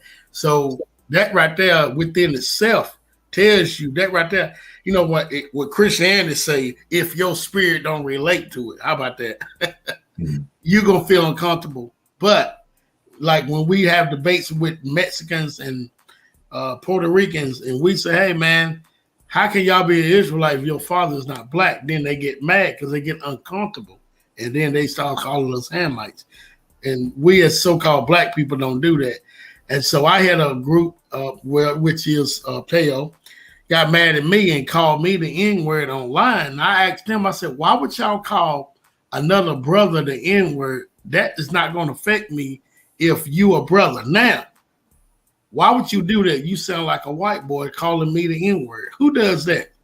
What Right. brother you know gonna get mad and call you the N-word like that's gonna bother you if he's a brother or sister? It don't make sense. So. Wow. I didn't want to look at it like that, but you know, everybody free to use that word these days. You know, even Mexicans. I was on my job one day, and this dude, he cool with the Mexican guys that work up there, and they using the N word, and so they wasn't talking to me. You know, they back and forth with him, and they giggling. And I say, hey man, you know them white boys, right? He looked at me crazy.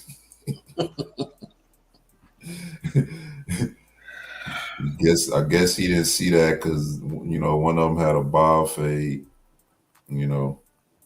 But Sister Vanessa talking about the brother Dane Calloway. I wish Dane Calloway run from Israelites. Only one he debate is people that believe Native Americans and Mexicans are. Oh, he'll debate them, but he won't come on and debate us because TCA ripped his head off. He's done. He's the aftermath. Yeah. Yeah, you're right, Eric Tinsley. Yeah, they raped our grandmothers and all that. That's why they say that, and you know. Yep. It says, look and see the shame of the sons of thy people. For our skin is burning, and feverish heat has seized us because of their reviling tongue. So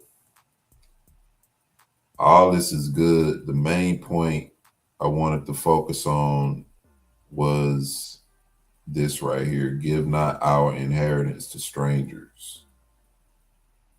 You know, give not our inheritance to strangers, nor our hard-earned property to foreigners. It's talking about your land, your heritage, your Elohim, your customs, the spiritual gifts and promises that the Most High gave, because that's where they try to sneak in. You know, it's about the spirit now.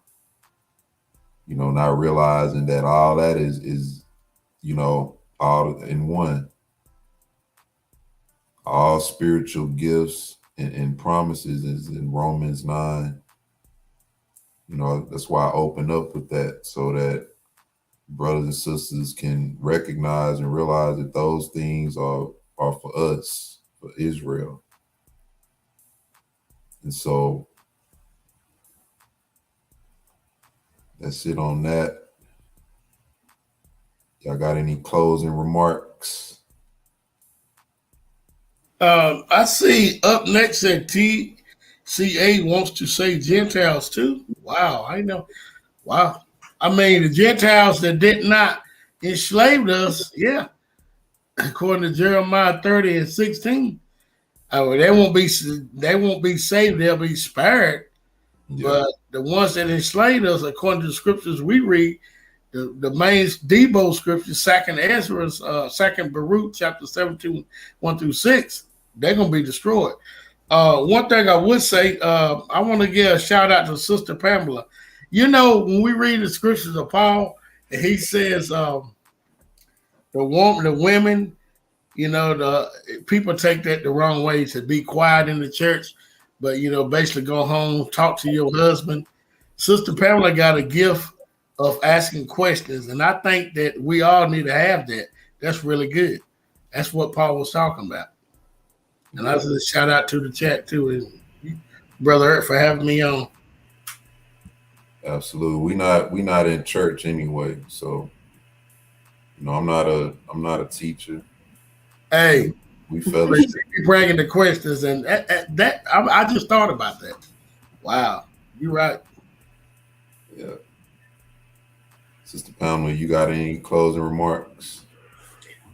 I'd like to say that remember when the Messiah was here, and he told the woman that he cannot give the children's bread to dogs, even though she humbled herself. But it goes to show that what belongs to Israel, and it should not be easily given away freely. And this is what is happening right now during this awakening. What belongs to Israel and who Israel is by bloodline, we are giving it away to people who do not belong to this fold. They would never be us. They could never be us. Don't matter how many charts we have and say that they are part of us, they are not of us. And this is where we have to bring the disparity, and this is where we have to draw the line and stop giving away what belongs to Israel to these people who is not a part of us. And like I said on the last live that I was on, when we as a people were suffering, when we as a people were enslaved and treated badly and beaten and raped, and our children were used for alligator baiting, none of these races wanted to be us or wanted to be identified as us. Now all of a sudden everybody wants to be Israel. When we are coming out of our enslavement. We are now getting to see the light at the end of the tunnel, and the prophecies are being fulfilled. Everyone wants to be us. So, with that being said, we just have to realize who we are and whose we are, and stop giving away our birthright and anything that belongs to us to these beggarly people, as we so to speak, as the Messiah rightly called them, dogs. People might say that's racist. It's not racist. It's a fact. So I just want to say shalom to to your loyal listeners, and I want to say thank you for having me. Thank you, Brother Kadar. Thank you, brother, for having me on your live tonight. I've learned so much, and it's an honor and privilege to be amongst my kinfolk, fellow Israelites. Hey, brother Eric, that was good, brother Eric. I want to say this up next. Up next, we are not debating you on that. I am not trying to say no Gentile, brother, sister. I am not debating you on that. I'm good. Hey, whatever it is, what it is. I just want you to understand that we're not debating on that because I'm not giving my. I'm not trying to say a Gentile. If that's the truth about it, oh well, because of what they did to us, I'm on your side. Man, I mean, unless you want to call the Gentiles us by virtue of us not being in our heritage in our land, but when it comes to other people, what's for us is for us. We're captive to them. So it's really nothing that we have that they want. People say we have to be a light to them, but we're in bondage to them. And as far as what they deem good from us, they've already taken it. They use our bodies, they cheat us out of everything, or out of our wealth, out of our inheritance. They use us pretty much to prop themselves up. So when it comes to knowing the Most High and being saved and teaching the truth and all that, what will make people think that they looking to us for that? Now you have some of them who have recognized the truth of who we are. They've humbled themselves. And, as far as that go, that's between them and the Most High, But when it comes to other people, the Most High told us to come out of her. He said, teach the truth, every man to his neighbor. Exercise the love of the truth in your gates. Love no false oath, you know, and that's all those people are about. So I want to thank everybody for fellowshipping with us tonight. I want to thank Brother Kadar and Sister Pamela. As always, a blessing to fellowship with y'all. I want to give our praise, honor, and glory to our Heavenly Father, to His Son, and to the Holy Spirit. And if you haven't already, hit the like button, hit the subscribe button. Shalom and blessings once again. Most High willing. See you, brothers and sisters, next time. Shalom. Shalom.